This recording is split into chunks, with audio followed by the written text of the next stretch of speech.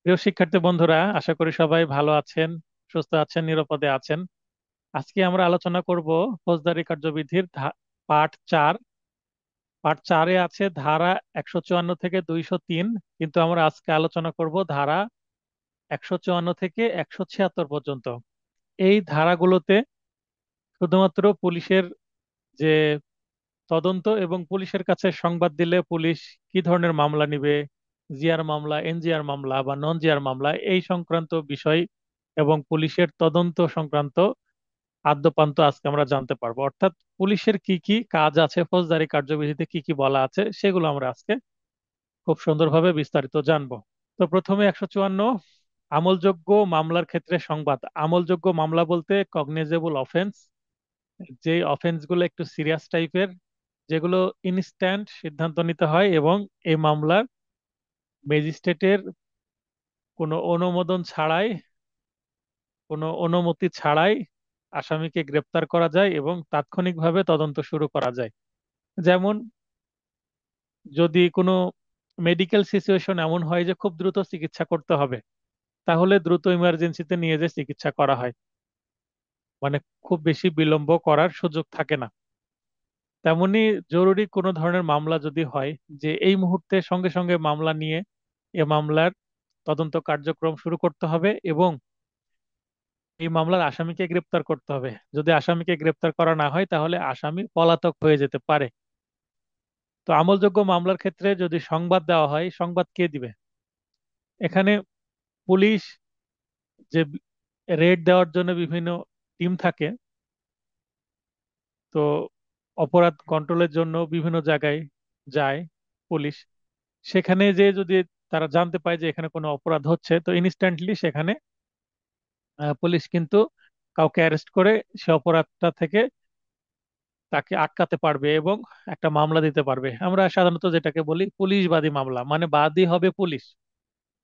তো সাধারণত মাদকের মামলা এবং অন্যান্য যে অপরাধগুলো যে জনসাধারণের সবার জন্য, সমাজের জন্য ক্ষতিকর, সে ধরনের মামলাতে পুলিশ বাদী হয়ে মামলা করে। মানে কারো একক ব্যক্তি স্বার্থ না থাকলে।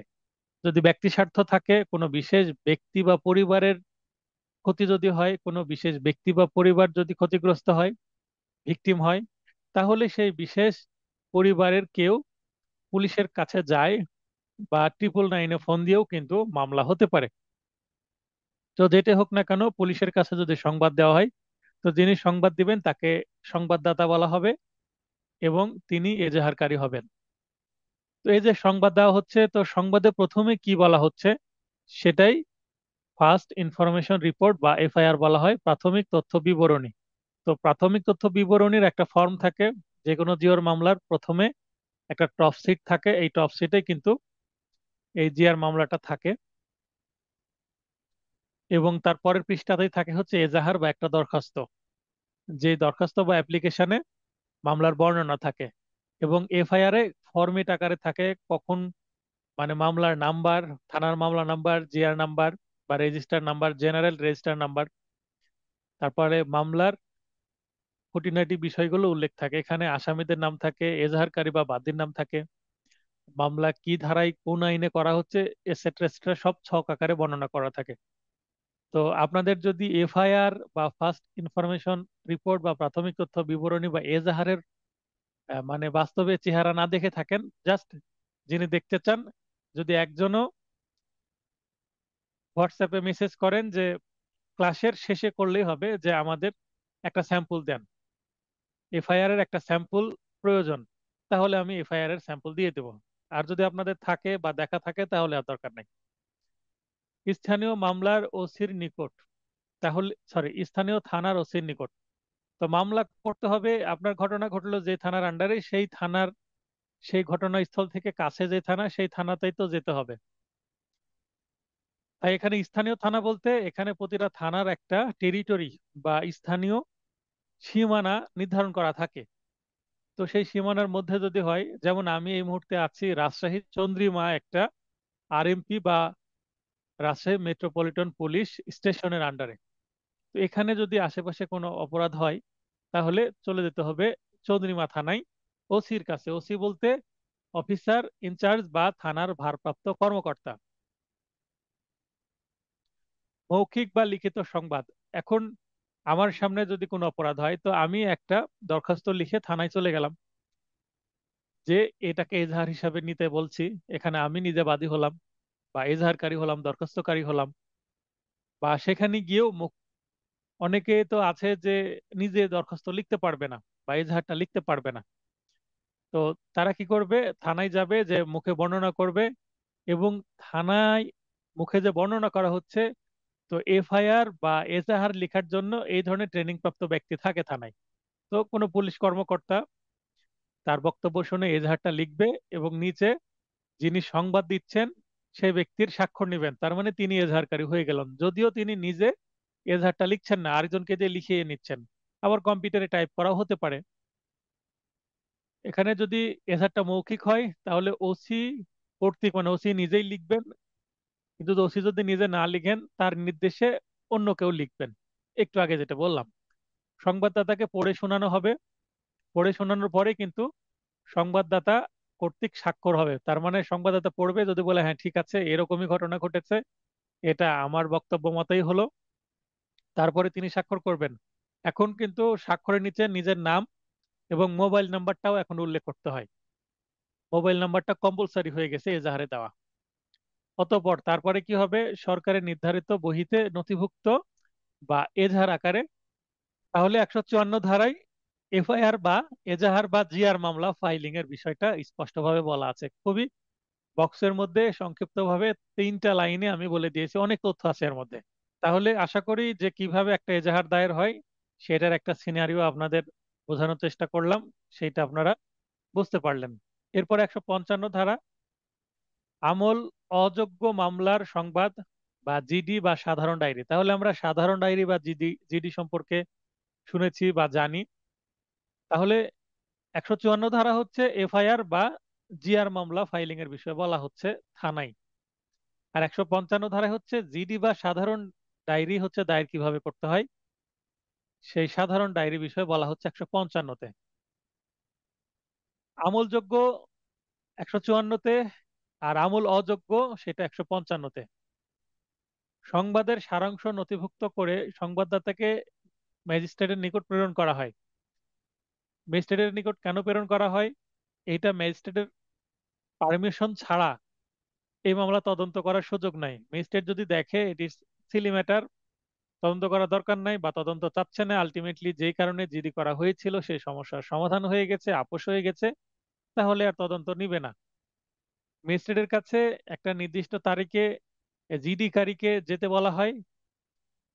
সেখানে গেলে তাকে জিজ্ঞাসা করা হয় যে আপনি কি এই জিডির মাধ্যমে তদন্ত করতে চাচ্ছেন, না আপনার সমাধান হয়ে গেছে? জিডি কারী যদি বলে স্যার আমি তদন্ত চাই, তাহলে মামলাটা তদন্ত দেওয়া হবে with the permission of the cognisance magistrate. মানে আমলি আদালতের যে ম্যাজিস্ট্রেট, তার পারমিশনের মাধ্যমে একজন তদন্তকারী কর্মকর্তা কি পেল? তদন্ত করার পারমিশন পেল। এই যে 2 নম্বর পয়েন্ট আছে আমল অযোগ্য মামলা তদন্ত। 155, আবার প্রথমে বললাম আমল অযোগ্য মামলা। তাহলে ম্যাজিস্ট্রেটের, তিনি প্রথম বা দ্বিতীয় শ্রেণীর হতে পারেন, আদেশ ব্যতীত তদন্ত করবে না। তার মানে জিডির ক্ষেত্রে ডিরেক্ট তদন্ত করার সুযোগ নেই পুলিশের। জিডি হলে অবশ্যই ম্যাজিস্ট্রেটের পারমিশন নিতে হবে। এফআইআর বা জিআর মামলার ক্ষেত্রে কিন্তু পারমিশন নেওয়ার দরকার নাই। ম্যাজিস্ট্রেট কর্তৃক আদেশপ্রাপ্ত পুলিশ তদন্ত করবে এবং বিনা পরোয়ানায় গ্রেপ্তার নয়। তার মানে পরোয়ানা বলতে ওয়ারেন্ট ইংরেজিতে। গ্রেপ্তারি যদি পরোয়ানা বা ওয়ারেন্ট না থাকে, সেক্ষেত্রে কিন্তু সেই আসামিকে, মানে জিডিতে যাকে আসামি করা হয়েছে বা অভিযোগ যার বিরুদ্ধে দেওয়া হয়েছে জিডিতে, তাকে কিন্তু গ্রেপ্তার করার কোনো সুযোগ নাই। তবে যদি এফআইআর হয় তাহলে কি হবে সেইটা আবার বলা আছে 156-তে। তার মানে 55-তে এখানে জিডি দায়ের এবং তদন্ত এবং গ্রেপ্তার করা যাবে কিনা, গ্রেপ্তার করার সুযোগ নেই অনুমতি ছাড়া, তদন্ত করার সুযোগ নেই অনুমতি ছাড়া, এটা 55-র মধ্যে ইনক্লুড দিয়ে দিল। মানে জিডির A to Z ওই 155 ধারার মধ্যে আছে। কিন্তু 154-র সাথে 156-টা আসবে, কারণ 154-তে শুধুমাত্র জিআর মামলা বা এফআইআর ফাইলিং এর বিষয়ে বলা আছে। আর 156তে সেই জিআর মামলা তদন্তের বিষয়ে এখানে আবার বলা হচ্ছে। আমলযোগ্য মামলার তদন্ত, আমলযোগ্য মামলার তদন্ত বিষয়ে বলা আছে হচ্ছে 156 ধারায়, ম্যাজিস্ট্রেটের আদেশ ছাড়াই পুলিশ অফিসার তদন্ত করবে। যেহেতু আমলযোগ্য ধারা ইমার্জেন্সি কেস, মনে করেন যদি কোনো ইমার্জেন্সি বিভাগে কোনো সিরিয়াস রোগী আসে, রোগীকে নিয়ে আসা যাচ্ছে যে 10 মিনিটের মধ্যে যদি তার অপারেশন না করা হয় সে মারা যাবে, এরকম হলে তাহলে তার হয় যে ফর্মালিটিজ আছে ভর্তি করানো অন্যান্য কিছু, এগুলো পরে করলেও চলে অনেক সময়। আর যদি সিরিয়াস না হয় তাহলে ভর্তি করে ধীরে যাওয়া যাবে, যেটা 155। জিডি সিরিয়াস কেস না, মানে আমল অযোগ্য বা নন কগনিজেবল অফেন্স সিরিয়াস না, আর কগনিজেবল অফেন্স সিরিয়াস। তাই এখানে ম্যাজিস্ট্রেটের পারমিশন লাগবে না, এই ক্ষমতা পুলিশকে দিয়ে দেওয়া হয়েছে 156 ধারায়, যে আপনি অপেক্ষা করার দরকার নাই, দ্রুত চলে যান, তদন্ত করেন। এমন তদন্তের বিষয়ে কোনো প্রশ্ন উত্থাপন করা যাবে না, কেননা ম্যাজিস্ট্রেটের পারমিশন ছাড়া যেহেতু তদন্ত করছে পুলিশ, তাহলে পুলিশকে তো সেই ক্ষমতা অ্যাবসলিউটলি দেওয়া হয়েছে। যদি দেওয়া হয়ে থাকে ক্ষমতা, তাহলে আর এই তদন্ত বিষয়ে প্রশ্ন করার কোনো সুযোগ নাই। 190 ধারার মতোই তদন্তের আদেশ প্রদত্ত হবে। 190 ধারা যখন আমরা পড়বো তখন বুঝতে পারবেন। 190 ধারায় আমরা দেখব যে কিভাবে তদন্তের আদেশ দিচ্ছে ম্যাজিস্ট্রেট, সেটা আমরা দেখতে পাবো আগামী ক্লাসে। 157, আমলযোগ্য অপরাধ সম্পর্কে সন্দেহ যদি হয় কোনো পুলিশের বা কোনো ব্যক্তির, তাহলে পদ্ধতিটা কি হবে। আমলযোগ্য ধারার মামলা ফাইলিং হয়নি, মানে এফআইআর হয়নি, কিন্তু যদি সন্দেহ হয় তাহলে কি করবে?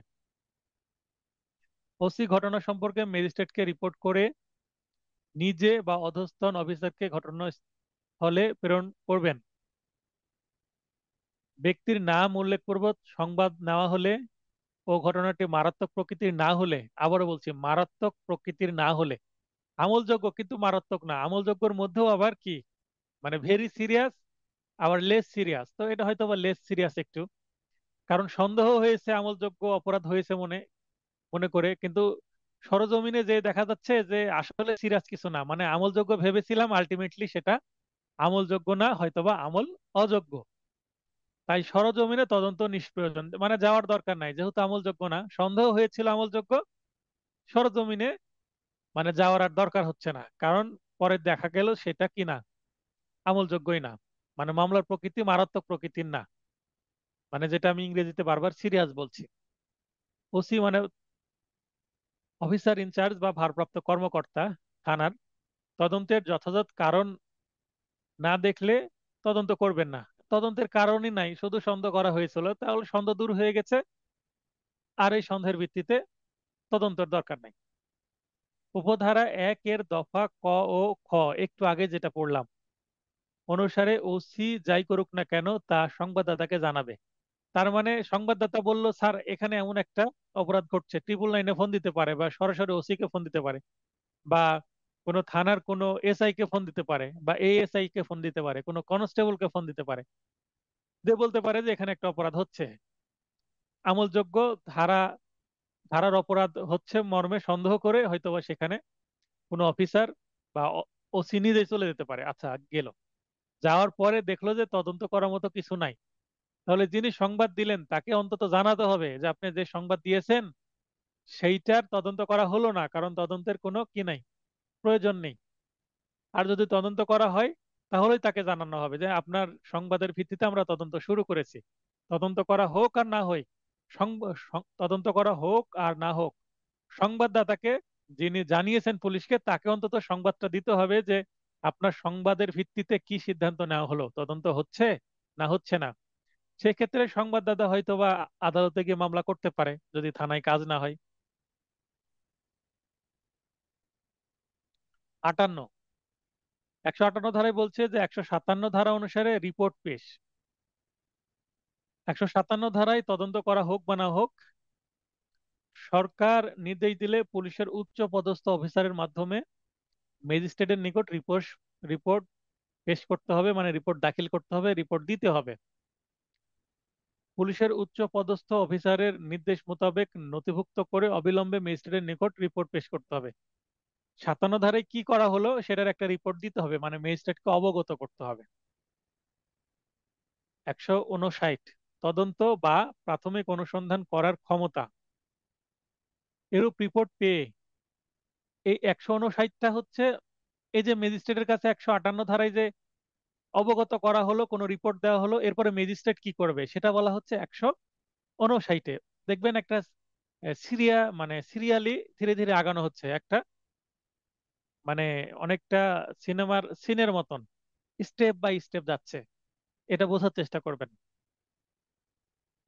ম্যাজিস্ট্রেট তদন্ত বা প্রাথমিক অনুসন্ধানের নির্দেশ নির্দেশ দিতে পারে। মানে পুলিশ তদন্ত করলো না, মনে করলো সিরিয়াস কিছু না, দরকার নাই, কিন্তু ম্যাজিস্ট্রেট যদি মনে করে যে না, অনুসন্ধান করব বা তদন্ত করাবো, তাহলে অনুসন্ধান বা তদন্ত করাতে পারেন। আচ্ছা, তদন্ত আর অনুসন্ধানের মধ্যে সামান্য পার্থক্য আছে। তদন্তের ইংরেজি হচ্ছে ইনভেস্টিগেশন, অনুসন্ধানের ইংরেজি হচ্ছে ইনকুইরি। তো ইনকুইরিটা মূলত, আচ্ছা তদন্ত আগে বলি, তদন্ত মূলত পুলিশ অফিসার করবে। পুলিশ হচ্ছে তদন্ত করে। তো পুলিশ যে তদন্ত করবে, অনেক সময় ম্যাজিস্ট্রেট যদি পারমিশন দেয়, একজন ইমাম সাহেব বা একজন মেম্বার, একজন চেয়ারম্যান বা একজন পৌরসভার মেয়র, ওয়ার্ড কাউন্সিলর, এও কিন্তু তদন্ত করতে পারেন। তদন্ত মানে ফিল্ডে গিয়ে সবকিছু খোঁজ খবর নিয়ে সাক্ষীদেরকে জিজ্ঞাসাবাদ করে একটা রিপোর্ট জমা দেওয়া, এটাই তদন্ত মোটা দাগে। তো এই তদন্তটা স্বাধীনভাবে পুলিশ করতে পারে, আবার ম্যাজিস্ট্রেটের নির্দেশ ক্রমেও করতে পারে। তদন্ত দুই ভাবে হতে পারে, কিন্তু ইনকুইরি বা অনুসন্ধান করার কোনো এখতিয়ার পুলিশের নাই। ইনকুইরি বা অনুসন্ধান শুধুমাত্র ম্যাজিস্ট্রেট বা বিচারক করতে পারেন। বিচারক নিজে করতে পারেন বা তার নির্দেশক্রমে কাউকে দিয়ে করাতে পারেন। এটাই হচ্ছে তদন্ত এবং অনুসন্ধানের মধ্যে পার্থক্য। তদন্তটা একটা ব্যাপক, একটা বড় ধরনের কার্যক্রম, আর ইনকোয়ারি হচ্ছে ছোটখাটো বিষয়ে ছোটখাটো কার্যক্রম, মানে যেখানে তদন্তের প্রয়োজন হয় না সেখানেই ইনকোয়ারি হতে পারে। আদালতে আসামিকে জিজ্ঞাসা করলো, বলেন তো সেই দিন আপনি কি করছিলেন। যদি ম্যাজিস্ট্রেট বা বিচারক আদালতে কোনো আসামিকে জিজ্ঞাসা করে বা বাদীকে জিজ্ঞাসা করে, এটাকে ইনকোয়ারি বলা হবে। তাহলে একটা দুইটা প্রশ্ন করে কিন্তু তিনি তার মনের মধ্যে যে জিজ্ঞাসা তৈরি হয়েছে, জানার আগ্রহ তৈরি হয়েছে, সেটা জেনে নিতে পারেন। সেটাই এক প্রকারের ইনকুইরি বা অনুসন্ধান হতে পারে। আবার মাঠে গিয়ে কাউকে দিয়ে ইনকুইরি করাতে পারেন, সেটা কিন্তু মানে ব্যাপক অর্থে না, ছোট একটা কার্যক্রম। কিন্তু তদন্ত একটা দীর্ঘ কার্যক্রম, তদন্তের ফর্মালিটিস বেশি। আচ্ছা, তাহলে এই যে তদন্ত করা হলো না 157 ধারায়, 58 ধারায় রিপোর্ট দেওয়া হলো ম্যাজিস্ট্রেটকে, এবার ম্যাজিস্ট্রেট কি করবে? কার্যবিধিতে বর্ণিত অন্য কোনো ব্যবস্থা বা তিনি নিজে গ্রহণ করতে পারেন, বা অধস্তন ম্যাজিস্ট্রেট, তিনি যদি চিফ জুডিশিয়াল ম্যাজিস্ট্রেট হন বা অতিরিক্ত চিফ জুডিশিয়াল ম্যাজিস্ট্রেট হন, তাহলে তার আন্ডারে যে ম্যাজিস্ট্রেটরা আছেন তাদেরকে আবার দায়িত্ব দিতে পারেন, অথবা নিজে করতে পারেন। তো তাদের কর্তৃক ব্যবস্থা গ্রহণের দায়িত্ব অর্পণ করতে পারেন। মানে তদন্ত বা অনুসন্ধান করবে কিনা সেই সিদ্ধান্ত নিয়ে তদন্ত বা অনুসন্ধান করতে পারেন বা করাতে পারেন তার অধস্তন কাউকে দিয়ে। তাহলে এইটা কিন্তু 157, আবারও আমি পড়ছি, 157, 157 আমলযোগ্য অপরাধের সন্দেহ তৈরি করলে পুলিশ কি করবে সেইটা। 158 তদন্ত করলো না, ম্যাজিস্ট্রেটের কাছে এই যে সন্দেহ বিষয়ে সন্দেহ হয়েছিল, পরে যে আমরা সিদ্ধান্ত নিলাম তদন্তের দরকার নাই, পুলিশ এটা ম্যাজিস্ট্রেটকে জানালো। এরপরে এই সন্দেহের ভিত্তিতে যে রিপোর্ট পেলো সেইটা ম্যাজিস্ট্রেট কি করবে? তাহলে 157, 58, 59 একই বিষয়, কিন্তু কিন্তু ভিন্ন ভিন্ন স্টেপে একটা পুলিশের কাজ। পুলিশটা আবার ম্যাজিস্ট্রেটকে দিলেন, ম্যাজিস্ট্রেট আবার কি করবেন সেটাই। কি বিষয়ে, এটা টপিক কি? তা আমলযোগ্য অপরাধ সম্পর্কে সন্দেহ যদি হয়, তার পদ্ধতিটা কি হবে, এইটা 157, 158 এবং 159 এই তিনটা ধারায় পরপর স্টেপ বাই স্টেপ সুন্দর করে বোঝানো আছে। আশা করি বিষয়টা আপনাদের মাথায় ঢুকেছে। এরপরে আমরা পরের ধারায় চলে যাই। পরের ধারায় বলছে 160, সাক্ষীগণের হাজিরা নিশ্চিত করতে পুলিশ অফিসারের ক্ষমতা। আচ্ছা, এরপরে এই যে প্রথমে যে আমরা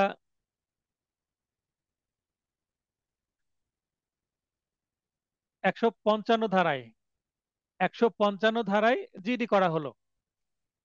জিডি করলে ডিরেক্ট পুলিশ তদন্ত করতে পারবে, ম্যাজিস্ট্রেটের কাছে যাবে জিডিটা, ম্যাজিস্ট্রেট পারমিশন দিলে ম্যাজিস্ট্রেটের পরামর্শক্রমে বা নির্দেশক্রমে তদন্ত করা হবে। তাহলে 155 ধারায় তদন্তের বিষয়ে বলা হচ্ছে। আচ্ছা, তারপরে আমরা 156 ধারায় দেখছি যে ম্যাজিস্ট্রেটের পারমিশন ছাড়াই ডিরেক্ট তদন্ত করতে পারবে কে? পুলিশ। তাহলে 155-তে তদন্ত আছে, 156-তেও তদন্ত কথা বলা আছে। আর 157-তে তদন্ত করবে না, 158-তেও তদন্ত করবে না, কিন্তু 159-এ কিন্তু আবার তদন্তের কথা বলা আছে। তার মানে আপনারা একটু নোট করে নিতে পারেন, 155, 156 এবং 159। 155, 56 এবং 159-এ কিন্তু তদন্তের কথা বলা আছে, যে কোন কোন ধারায় তদন্ত করার বিধান আছে। তাহলে তদন্ত করার বিধানগুলো আমরা দেখলাম, কোথায় তো কখন তদন্ত করবে, কখন করবে না, কখন পুলিশ নিজেই করতে পারবে ম্যাজিস্ট্রেটের পারমিশন ছাড়া, কখন ম্যাজিস্ট্রেটের পারমিশন নিয়ে তদন্ত করবে। এতটুকু আমরা আসলে ক্লিয়ার হলাম আশা করি। এরপরে 160 ধারা, এই যে তদন্ত নিয়ে গল্প হচ্ছে, তদন্তটা কিভাবে করবে, তদন্ত করার পদ্ধতিটা অ্যাকচুয়ালি 160 থেকে শুরু হবে।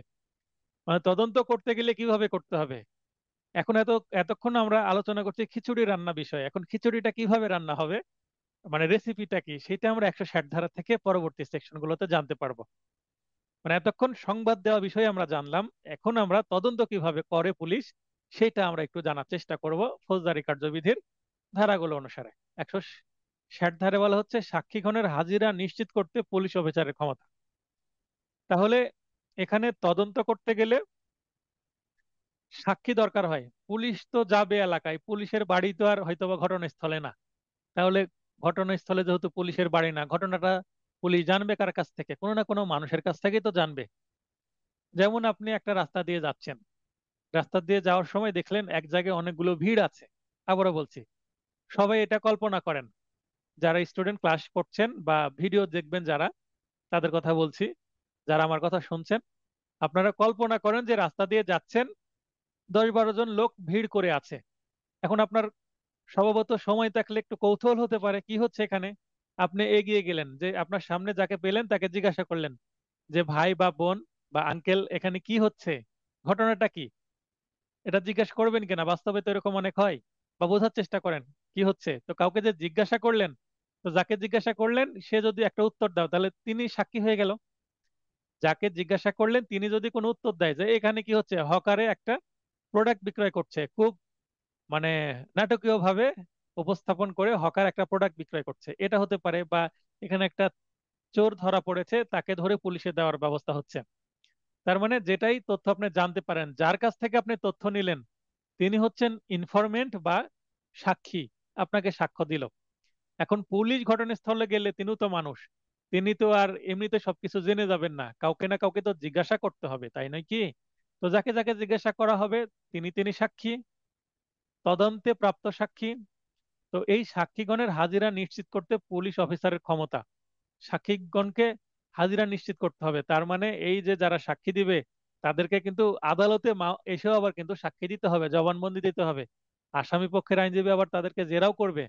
তার মানে পুলিশ যখন মাঠে গিয়ে কাউকে জিজ্ঞাসা করে, তিনি সাক্ষী হন, চার্জশিটে তার নাম চলে আসে, বা সিআর মামলা হলে তদন্ত প্রতিবেদনে তার মামলা নাম চলে আসে, বা জিআর জিআর না হয়ে নন জিআর বা এনজিআর মামলা হলে এখানে তদন্ত পুলিশের যে রিপোর্ট বা প্রতিবেদন সেখানে নাম চলে আসে। জিআর মামলার ক্ষেত্রে চার্জশিট আসতে পারে, তো সেখানে নাম চলে আসে। অথবা যদি এফআরটি দেয় সেখানেও নাম চলে আসবে সাক্ষীর। এফআরটির ক্ষেত্রে মামলা শেষ হয়ে যেতে পারে যদি নারাজি না দেয়। আর চার্জশিটের ক্ষেত্রে মামলা চলবে। তদন্ত প্রতিবেদনে সাক্ষীদের যাদের নাম দেওয়া হলো তাদেরকে যেগুলো জিজ্ঞাসাবাদ করা হলো এটা বিষয়েও কিন্তু আদালতে পরবর্তীতে সাক্ষী দিতে হবে, যখন মামলার ট্রায়াল শুরু হবে, সাক্ষী শুরু হবে। আচ্ছা, তো তাদেরকে যে আদালতে আনতে হবে এটা কিন্তু অবশ্যই পুলিশই আনবে। কারণ জিআর মামলায় পুলিশ কিন্তু আবার কি দেয়, সমন দেয়। সমন দিয়ে ওই সাক্ষীদেরকে ডেকে নিয়ে আসে, বলে যে অমুক তারিখে আগামী 20-10-2024 তারিখে আপনাদের মামলার সাক্ষী দিতে যেতে হবে। আদালতে গিয়ে এই পুলিশ ভাইয়ের সাথে দেখা করবেন, যে পুলিশ ভাইয়ের নাম্বার দিয়ে দেয়, আদালতে গিয়ে ফোন দিবেন, পুলিশ ভাই আপনাকে সংশ্লিষ্ট কোর্টে নিয়ে যেয়ে কি করবে, হাজিরা দেওয়ার ব্যবস্থা করবে। এইভাবে বুঝিয়ে দেওয়া হয়। তখন আবার ওই কোর্টের পিপি বা এপিপি সাহেব হাজিরা দিয়ে দিবেন। তো হাজিরা দেওয়ার দায়িত্ব কার?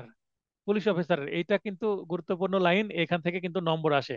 সরি, এখান থেকে আপনি নম্বর পেতে পারেন একটা বা দুইটা।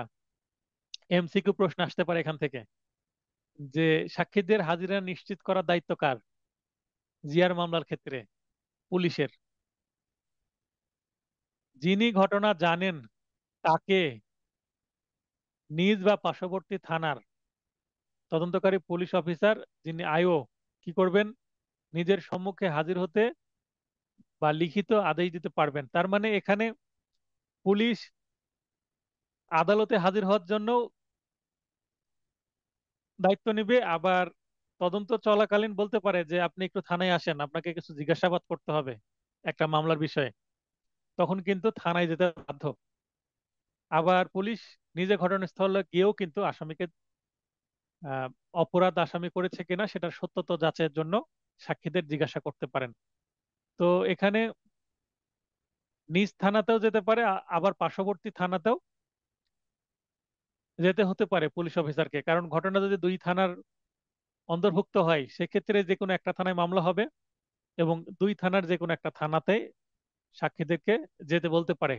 আইও, আইও বলতে ইনভেস্টিগেটিং অফিসার বা তদন্তকারী পুলিশ কর্মকর্তা। 161 ধারাটা খুবই গুরুত্বপূর্ণ। পুলিশ কর্তৃক সাক্ষী পরীক্ষা। তাহলে পুলিশ এবার সাক্ষীদেরকে পরীক্ষা করবে, মানে জিজ্ঞাসা করবে, সাক্ষীরা যা বলবে সেগুলো লিখে নিতে হবে। তা আমরা এটাকে বলি 161। আজকে আমার সাথে একটা ঘটনা ঘটেছে। একটা মামলায় আমি জামিনের দরখাস্ত দিয়েছিলাম।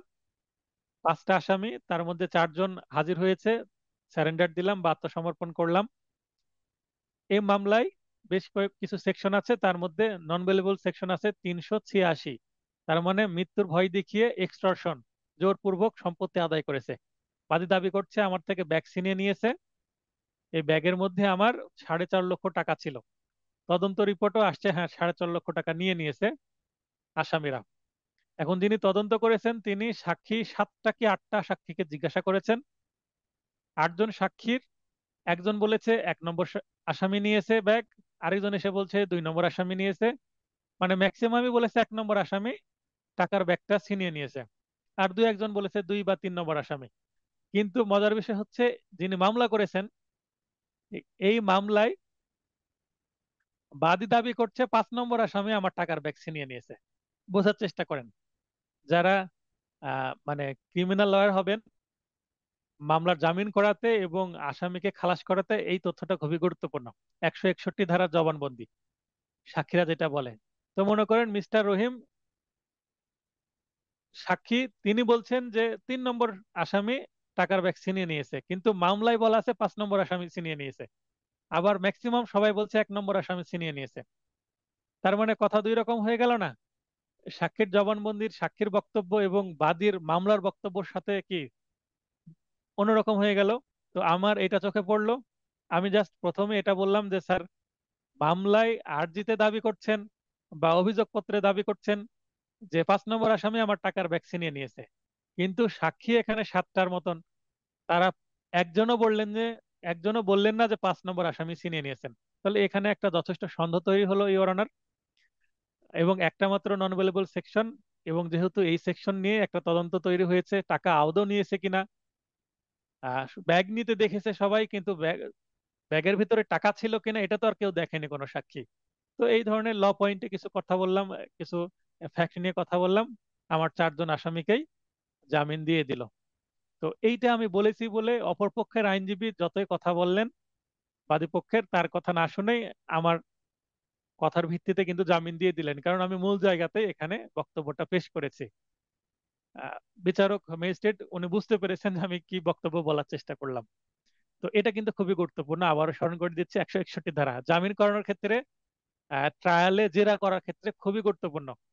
সাক্ষ্য আইনে কিন্তু 161 ধারার কথা বলা আছে, যে কোনো সাক্ষী যদি 161 ধারার জবানবন্দিতে এক কথা বলে এবং কোর্টে এসে জবানবন্দি দেওয়ার সময় আরেক কথা বলে, সেক্ষেত্রে কিন্তু ওই যে আপনি 161 ধারায় পুলিশের কাছে এক বক্তব্য বললেন, এখানে সে আরেক বক্তব্য বলছেন, কোনটা সঠিক বলেন, তখন কিন্তু সেই সাক্ষী বিশ্বাসযোগ্যতা নষ্ট হবে।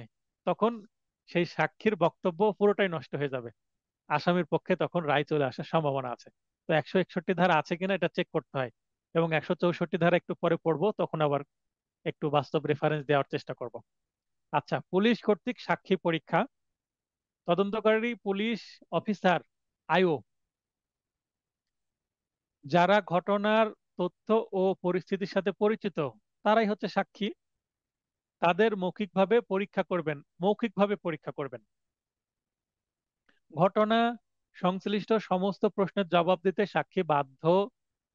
কিন্তু যে প্রশ্নের জবাব দিতে, তার মানে যা প্রশ্ন করা হবে পুলিশ সাক্ষীকে, প্রতিটা প্রশ্নের উত্তর দিতে কিন্তু সাক্ষী বাধ্য। তার মধ্যে আবার কিন্তু আছে, মানে একটু লিমিটেশন আছে কি, সে নিজে ফৌজদারি দোষারোপে বা দণ্ডে বা বাজেয়াপ্তিতে জড়িত হবে, উক্ত প্রশ্নের জবাব দিতে সাক্ষী বাধ্য নন। মানে এমন একটা প্রশ্ন করে সেটা যদি উত্তর দেয়, তাহলে তার নামে মামলা হয়ে যেতে পারে, বা এই মামলায় বা অন্য কোনো মামলায় সে জড়িত আছে এটা প্রকাশ হয়ে যেতে পারে। এই মামলায় না হোক অন্য একটা মামলায়, আপনি সেখানে কি করছিলেন, এখন সেখানে কি করছিলেন সে যদি উত্তর দিয়ে দেয় যে আমি সেখানে গাঁজা বিক্রয় করছিলাম, তো গাঁজা বিক্রয় তো একটা অপরাধ, তাহলে নতুন একটা মামলা তার নামে হয়ে যেতে পারে। বা আমি সেখানে বসে গাঁজা সেবন করছিলাম, এটা যদি মুখ ফসকে বলে ফেলে, তাহলে তার নামে নতুন একটা মামলা হয়ে যেতে পারে। বা এই মামলায় তার কি হতে পারে, সাজা হতে পারে। বা বাজেয়াপ্তি, বাজেয়াপ্তি বলতে তার কোনো কিছু করা হতে পারে, ক্রোক করা হতে পারে, অ্যাটাচ করা হতে পারে। ফরফেচার, এখানে অ্যাটাচ এর বাংলা হচ্ছে ক্রোক, যেটা সিভিল মামলার ক্ষেত্রে করা হয়। আর বাজেয়াপ্তির ইংরেজি হচ্ছে ফরফেচার, ফরফেচার অফ দ্য প্রপার্টি। তার মানে যেমন দেখবেন যে এই শব্দটা আমরা শুনতে পাই, যে কোনো অপরাধ করেছে, তার সমস্ত ব্যাংক অ্যাকাউন্ট ফ্রিজ করে দেওয়া হয়েছে। তো ফ্রিজ করা মানে কিন্তু বাজেয়াপ্ত করা, তার মানে সেই টাকাটা আর সে উত্তোলন করতে পারবে না। এটা আদালতের নির্দেশে ফ্রিজ করা হয়। তার মানে কোনো স্থাবর বা অস্থাবর সম্পত্তি আদালত চাইলে কি করতে পারে, বাজেয়াপ্ত করতে পারে। প্রত্যেক বিবৃতি পৃথক ও সত্য রেকর্ড লিপিবদ্ধ পূর্বক প্রণয়ন করতে হবে। তার মানে মনে করেন রহিম নামে একজন ব্যক্তি জবানবন্দি দিল, রহিমের জন্য একটা পাতা, ওই পাতাতে আরেকটা সাক্ষী করিম, তাহলে করিম আর রহিমের এক পাতাতে জবানবন্দি নিলে হবে না, আলাদা আলাদা পাতা দিতে হবে। এটাকে বলা হচ্ছে প্রত্যেক বিবৃতি, মানে প্রত্যেকটা সাক্ষীর বিবৃতি আলাদা আলাদা পৃথক পৃথক হবে, আলাদা আলাদা পাতায়। এবং সত্য রেকর্ড লিপিবদ্ধ পূর্বক, মানে এটা যিনি রেকর্ড করছেন তিনি আইও, আইও নিচে স্বাক্ষর করবেন। বলে রাখা ভালো, 161, এই জায়গায় আপনারা একটু নোট নিবেন যে 161 ধারার যে জবানবন্দি নেওয়া হবে, 161 ধারা জবানবন্দিতে সাক্ষীর স্বাক্ষর আবশ্যক নয়, মানে সাক্ষীর স্বাক্ষর প্রয়োজন হয় না। 161 ধারার কোথাও লিখে রাখেন যে সাক্ষীর স্বাক্ষর দরকার নেই এই জবানবন্দিতে, কিন্তু আদালতে জবানবন্দি দিলে অবশ্যই স্বাক্ষর করতে হয়। এর পরের ধারা 162, পুলিশের নিকট প্রদত্ত বিবৃতিতে স্বাক্ষর করতে হবে না। একটু আগে যেটা আমরা বললাম, 161-তে আমি বলে ফেলছিলাম, কিন্তু সেটা আসলে আসছে 162-তে। মানে 161 ধারায় যে জবানবন্দিটা দিল সাক্ষী, মনে করেন রহিম, ওই রহিমকে সেখানে সই করতে হবে না। সাক্ষ্য হিসাবে এরূপ বিবৃতির ব্যবহার, মানে এই এই বিবৃতির প্রাসঙ্গিকতা কতটুকু, এখানে অনেকটা সাক্ষ্য আইনের সাথে ম্যাচ করানো আছে। সাক্ষ্য আইনে যেমন প্রাসঙ্গিকতা বিষয়ে বলা হয়, তো এখানে প্রাসঙ্গিক কিনা 161 ধারা, সাক্ষ্য হিসেবে ব্যবহার হবে না। তার মানে 161 ধারা জবানবন্দিটা কিন্তু সাক্ষ্য হিসেবে ব্যবহারের কি নাই, সুযোগ নাই। তার মানে বাদী পক্ষে খুব একটা কাজে লাগবে না, তবে আসামি পক্ষে কাজে লাগবে, একটু আগে যেটা আমি বললাম। নকল আসামিকে প্রদান করা যাবে, সাক্ষ্য আইনের 145 ধারায় বলা আছে যেটা। ক্লাস শেষে 145 ধারাটা একটু দেখে নেবেন সাক্ষ্য আইনের। সাক্ষ্যদানকালে উক্ত বিবৃতির বৈপরীত্য দেখা দিলে, বৈপরীত্য মানে একটু আগে আমি যেটা বলেছিলাম যে 161 ধারায় রহিম এক কথা বললো যে হ্যাঁ এইটা 1 নম্বর সাক্ষী ব্যাগটা ছিনিয়ে নিয়েছে, কিন্তু আদালতে এসে পিপি শিখিয়ে দিয়েছে মামলায় আছে 5 নম্বর আসামি ছিনিয়ে নিয়েছে, জবানবন্দি দিচ্ছে 5 নম্বর আসামি, তখন তো আমি ধরে বসবো আমার মামলায়। যদি এরকম কেউ করে যে আপনি জবানবন্দিতে বললেন 1 নম্বর আসামি নিয়েছে, আপনি দেখেছেন নিজ চোখে, আপনি চাক্ষুষ সাক্ষী, আই উইটনেস, এখন আদালতে এসে বলছেন 5 নম্বর সাক্ষী নিয়েছে, আপনার কোন কথাটা বিশ্বাস করবো বলেন তো? আপনি এক মুখে কয় কথা বলেন, এটা যখন বলবো তখন সাক্ষী কিন্তু ভয় পেয়ে যাবে, তখন সাক্ষী আর মিথ্যা কথা বলবে না। তখন বলবো আপনি সত্য সাক্ষী দেন, মিথ্যা সাক্ষী দিলে কিন্তু আপনার সাজা হতে পারে। তখন ভয়ে কিন্তু সত্য সাক্ষী বলে ফেলবে, এরকম একটা প্রেশার, মানসিক প্রেশার সাক্ষীর উপর সৃষ্টি হবে। এইটার অ্যাডভান্টেজ আসামি পক্ষের আইনজীবী বা ডিফেন্স লয়ার নিতে পারেন। জেরা ও পুন জবানবন্দিতে চলবে, তার মানে বৈপরীত্য। এক কথা বললো 161-তে পুলিশের কাছে, আদালতে এসে আরেক কথা বলছে, এটাকে বৈপরীত্য বলা হচ্ছে, মানে বিপরীত কথা বলছে। অপ্রাসঙ্গিক, অনাবশ্যক বা জনস্বার্থ পরিপন্থী অংশের নকল আসামিকে প্রদান করা যাবে না। 161 ধারা এমন একটা বক্তব্য দিয়েছে যে যেটা জনস্বার্থ বিরোধী, যেটা প্রকাশ করলে একটা ভাইরাল হয়ে যাবে বিষয়টা, এবং সেইটা জনস্বার্থের জন্য একটা বিশৃঙ্খলা তৈরি হতে পারে। এবং এই কারণেই এই অংশের নকল হয়তোবা কাকে দিবে না, আসামির। হ্যাঁ, তো যেটা আলোচনা করছিলাম, ধারা 162 বলা হচ্ছে যে আসামি 161 ধারার নকল পাবে কিনা, বা 161 ধারার যে বিবৃতি বা সাক্ষীর জবানবন্দি, সেইটা সাক্ষ্যগত মূল্য কতটুকু, কোথায় ব্যবহার করা যাবে কোথায় যাবে না, সেটা 162-তে বলা হচ্ছে। তার মানে 161 এবং 162 হচ্ছে পরস্পর খুবই কানেক্টেড দুইটি ধারা। এই ধারা সাক্ষ্য আইনের 32(1) ধারার ক্ষেত্রে প্রযোজ্য নয়। 32(1)-এ কি বলা আছে সাক্ষ্য আইনে, যে যে ধরনের সাক্ষীরা মারা গেছে বা নিখোঁজ হয়ে গেছে, বা যাদেরকে আদালতে হাজির করা কষ্টকর,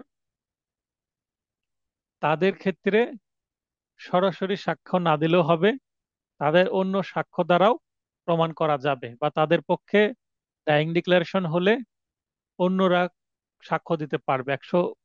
32-এর 1-এ কিন্তু ডাইং ডিক্লারেশনের কথা বলা আছে, মৃত্যুকালীন ঘোষণা।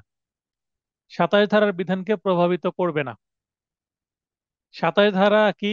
সাক্ষ্য আইনের 27 ধারা কথা বলা হচ্ছে। 27 ধারায় বলা হচ্ছে যে পুলিশের কাছে কেউ যদি কোনো বক্তব্য দেয় এবং তার বক্তব্য অনুসারে কোনো আলামত পাওয়া যায়, ততটুকু পর্যন্ত কিন্তু সাক্ষ্য প্রাসঙ্গিক। তার মানে 162 ধারাতে সাক্ষ্য আইনের অনেক কিছু আমরা দেখতে পাচ্ছি। তার মানে 161 ধারার বক্তব্যটার সাক্ষ্য মূল্য কতটুকু, সেটা 162 ধারায় বলা আছে। 163, কোনো প্রলোভন দেখানো যাবে না। কাকে? সাক্ষীদেরকে। পুলিশের অফিসার সাক্ষ্য আইনের 24 ধারায় উল্লেখিত প্রলোভন, হুমকি, প্রতিশ্রুতি দিবেন না। 124-এ বলা আছে যে প্রলোভন, হুমকি বা প্রতিশ্রুতি দিয়ে যদি কোনো সাক্ষ্য গ্রহণ করা হয়, তাহলে সেইটা প্রাসঙ্গিক নয়। তদন্তকালে কেউ স্বেচ্ছায় বিবৃতি দিতে চাইলে বারণ করবেন না, তবে কেউ যদি স্বেচ্ছায় দিতে চায় তাহলে বারণ করার দরকার নাই। তো 163 ধারা কিন্তু 161 ধারার ক্ষেত্রে প্রযোজ্য, এবং 164 ধারার ক্ষেত্রে প্রযোজ্য। 161 ধারা সাক্ষীর জবানবন্দি, সাক্ষীর বক্তব্য রেকর্ড করা হয়, পুলিশ যেটা করে। আর 164 যেটা আমরা পড়বো, সেইটা আসামির বক্তব্য রেকর্ড করা হয়, যেটা জুডিশিয়াল ম্যাজিস্ট্রেট করেন, যেটাকে জুডিশিয়াল কনফেশন বা দোষ স্বীকারোক্তি বলা হয়। তাহলে 163 উভয় সেকশনের ক্ষেত্রে প্রযোজ্য। 164 বলা হচ্ছে স্বীকারোক্তি বা বিবৃতি বা জবানবন্দি নথিভুক্তিকরণের ক্ষমতা, যেটাকে জুডিশিয়াল কনফেশন বলা হয়। জুডিশিয়াল কনফেশন কে করে? অবশ্যই আসামি করে, এবং সেটা লিপিবদ্ধ কে করেন? জুডিশিয়াল ম্যাজিস্ট্রেট করতে পারেন, পুলিশের করার কোনো ক্ষমতা নাই। কে কে করতে পারবেন? MM, JMM first, metropolitan magistrate, অথবা জুডিশিয়াল ম্যাজিস্ট্রেট ফার্স্ট ক্লাস করতে পারবেন। সরকার কর্তৃক ক্ষমতাপ্রাপ্ত। এখন শুধুমাত্র কি তারা দুইজনই করবে, আর কেউ করতে পারবে না? হ্যাঁ, যদি সেকেন্ড ক্লাসের সেকেন্ড ক্লাসের ম্যাজিস্ট্রেট যিনি আছেন, জুডিশিয়াল ম্যাজিস্ট্রেট সেকেন্ড ক্লাস, দ্বিতীয় শ্রেণীর, তিনিও করতে পারবেন যদি সরকার এই কাজের জন্য তাকে আলাদাভাবে ক্ষমতা প্রদান করে। পুলিশ ব্যতীত পুলিশ করতে পারবে না। তাহলে আমরা তিন প্রকার ব্যক্তিকে দেখতে পাচ্ছি: মেট্রোপলিটন ম্যাজিস্ট্রেট অথবা জুডিশিয়াল ম্যাজিস্ট্রেট ফার্স্ট ক্লাস, প্রধানত এই দুই ধরনের ব্যক্তি। আরো এক ধরনের ব্যক্তি যদি সরকার ক্ষমতা প্রদান করে, সেকেন্ড ক্লাসের ম্যাজিস্ট্রেট যিনি জুডিশিয়াল ম্যাজিস্ট্রেট, তিনিও এই জবানবন্দি নিতে পারবেন। জবানবন্দি কোথায় নেওয়া হয়? সাধারণত ম্যাজিস্ট্রেটের এজলাসের পাশে যে খাস কামরা থাকে, খাস কামরা বলতে চেম্বার, ম্যাজিস্ট্রেটের সেই চেম্বারে বসে এই আসামিকে জিজ্ঞাসা করা হয়, অভয় দেওয়া হয়, এবং জবানবন্দি দিলে কি হবে না দিলে কি হবে এগুলো বুঝিয়ে তারপরে তার বক্তব্য রেকর্ড করা হয়। একটা আসামি কেন দোষ স্বীকার করে? দোষ স্বীকার করার একটাই কারণ হচ্ছে তার বিবেকের দংশন, অর্থাৎ একটা অপরাধ করেছে, মানসিক ট্রমার মধ্যে ভুগছে যে আমি কেন করলাম, অনুশোচনা কাজ করছে ভিতরে, অপরাধ বোধ কাজ করছে। সেই অপরাধ বোধ থেকে মুক্তি পাওয়ার জন্য মানুষ দোষ স্বীকার করে ফেলে, যেন মানসিক একটু শান্তি পায়। দোষ তো স্বীকার করেছে, এবার যা হোক হোক। কিন্তু পরে আবার বুঝতে পারে যে এই যে দোষ স্বীকার করেছিলাম আবেগের বশে, সেটার জন্য তাকে কতটা প্যাড়া দিতে হবে। 164 ধারায় দোষ স্বীকার করলে সে আসামির জামিন হতে সমস্যা, সেই আসামির খালাস হতেও সমস্যা, মানে পদে পদে সমস্যা, কারণ সে আগেই তো দোষ স্বীকার করে ফেলেছে। তার মানে 164 ধারায় যে জবানবন্দি, সেটা একান্তই নিজে দিচ্ছে, ম্যাজিস্ট্রেটের কাছে দিচ্ছে, এই কারণে এটার সাক্ষ্যগত মূল্য আছে অনেক। 161 ধারার যেমন নাই, 164 ধারার আছে। তদন্ত বা অনুসন্ধানকালে বা বিচার শুরুর পূর্বে বা পরে যে কোনো পর্যায়ে, তদন্তকালে দেওয়া যাবে বা অনুসন্ধানকালে দেওয়া যাবে, বা বিচার শুরুর পূর্বে যে কোনো পর্যায়ে, অথবা বিচার শুরুর পরে, মানে চার্জের আগে বা চার্জের পরেও এই দোষ স্বীকার করা যাবে। তাহলে দোষ স্বীকার কে করতে পারবেন, কে করতে পারবেন না? পুলিশ করতে পারবেন না, ম্যাজিস্ট্রেটরা করবেন। কখন করা যাবে? তদন্ত অনুসন্ধানকালে, বিচার শুরুর পূর্বে অর্থাৎ চার্জ গঠনের আগে, বিচার শুরুর পরে অর্থাৎ চার্জ গঠনের পরে, সাক্ষী শুরু হওয়া অবস্থাতে। দুইটা, প্রথম 1 নম্বর যে পয়েন্ট বা 1 উপধারাতে এই তিনটা বিষয় বলা আছে। তারপরে আছে ধারা 364 মতে নথিবদ্ধ ও স্বাক্ষরিত করে তদন্ত বিচারকারী ম্যাজিস্ট্রেটের নিকট প্রেরণ। তাহলে 364 ধারায় বলা হচ্ছে যে এই যে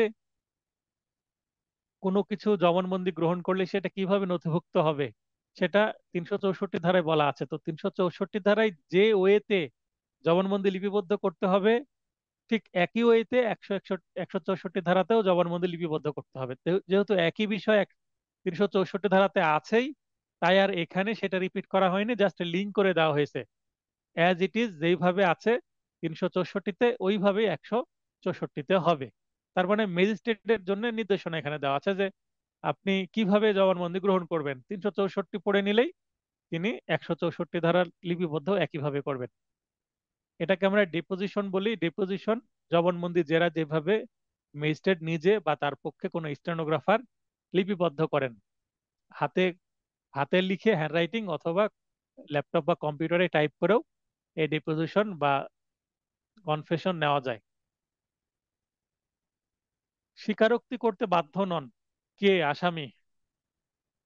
তথা স্বেচ্ছায় তা করবে মর্মে বুঝিয়ে বলা যে এটা করতে আপনি বাধ্য নন। আপনি যদি করতে চান করেন, করলে কিন্তু এটা আপনার বিরুদ্ধেও যেতে পারে। আপনি বুঝে শুনে করছেন তো, কেউ আপনাকে তো ভয় দেখায়নি, প্রেশার সৃষ্টি করেনি, বা রিমান্ডে নিয়ে মারধর করে আপনাকে রাজি করায়নি তো, এইভাবে বুঝাবে। এবং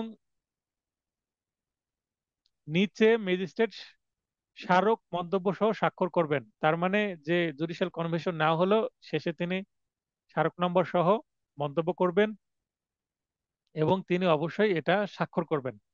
এখানে একটা মন্তব্য করবেন যে তার লিপিবদ্ধ করার সময় তিনি কি ফিল করলেন, এবং শেষে ইনি এটা যে তার লিপিবদ্ধ করা তার প্রমাণস্বরূপ উক্ত ম্যাজিস্ট্রেট নিজ নাম স্বাক্ষর করবেন, এবং তার ব্যক্তিগত সিল ব্যবহার করা হবে। ব্যক্তিগত সিল বলতে তিনি যে আদালতের দায়িত্বপ্রাপ্ত ম্যাজিস্ট্রেট, সে আদালতের নাম সহ সিল ব্যবহার করবেন তার স্বাক্ষরের নিচে। যে ম্যাজিস্ট্রেট 164 ধারায় স্বীকারোক্তির নেতৃত্ব দিবেন, সংশ্লিষ্ট মামলায় বিচারের এখতিয়ার থাকা তার নিষ্প্রয়োজন। এটার অর্থ কি? এটার অর্থ হচ্ছে, মনে করেন যে একটা মার্ডার কেসের কনফেশন, মার্ডার কেস তো ম্যাজিস্ট্রেট কি করতে পারে না, বিচার করতে পারে না। তো ম্যাজিস্ট্রেট এটা বলতে পারবে না যে আমি তো মার্ডার কেস বিচার করার এখতিয়ার রাখি না, তো আমি এটা তো করতে পারবো না।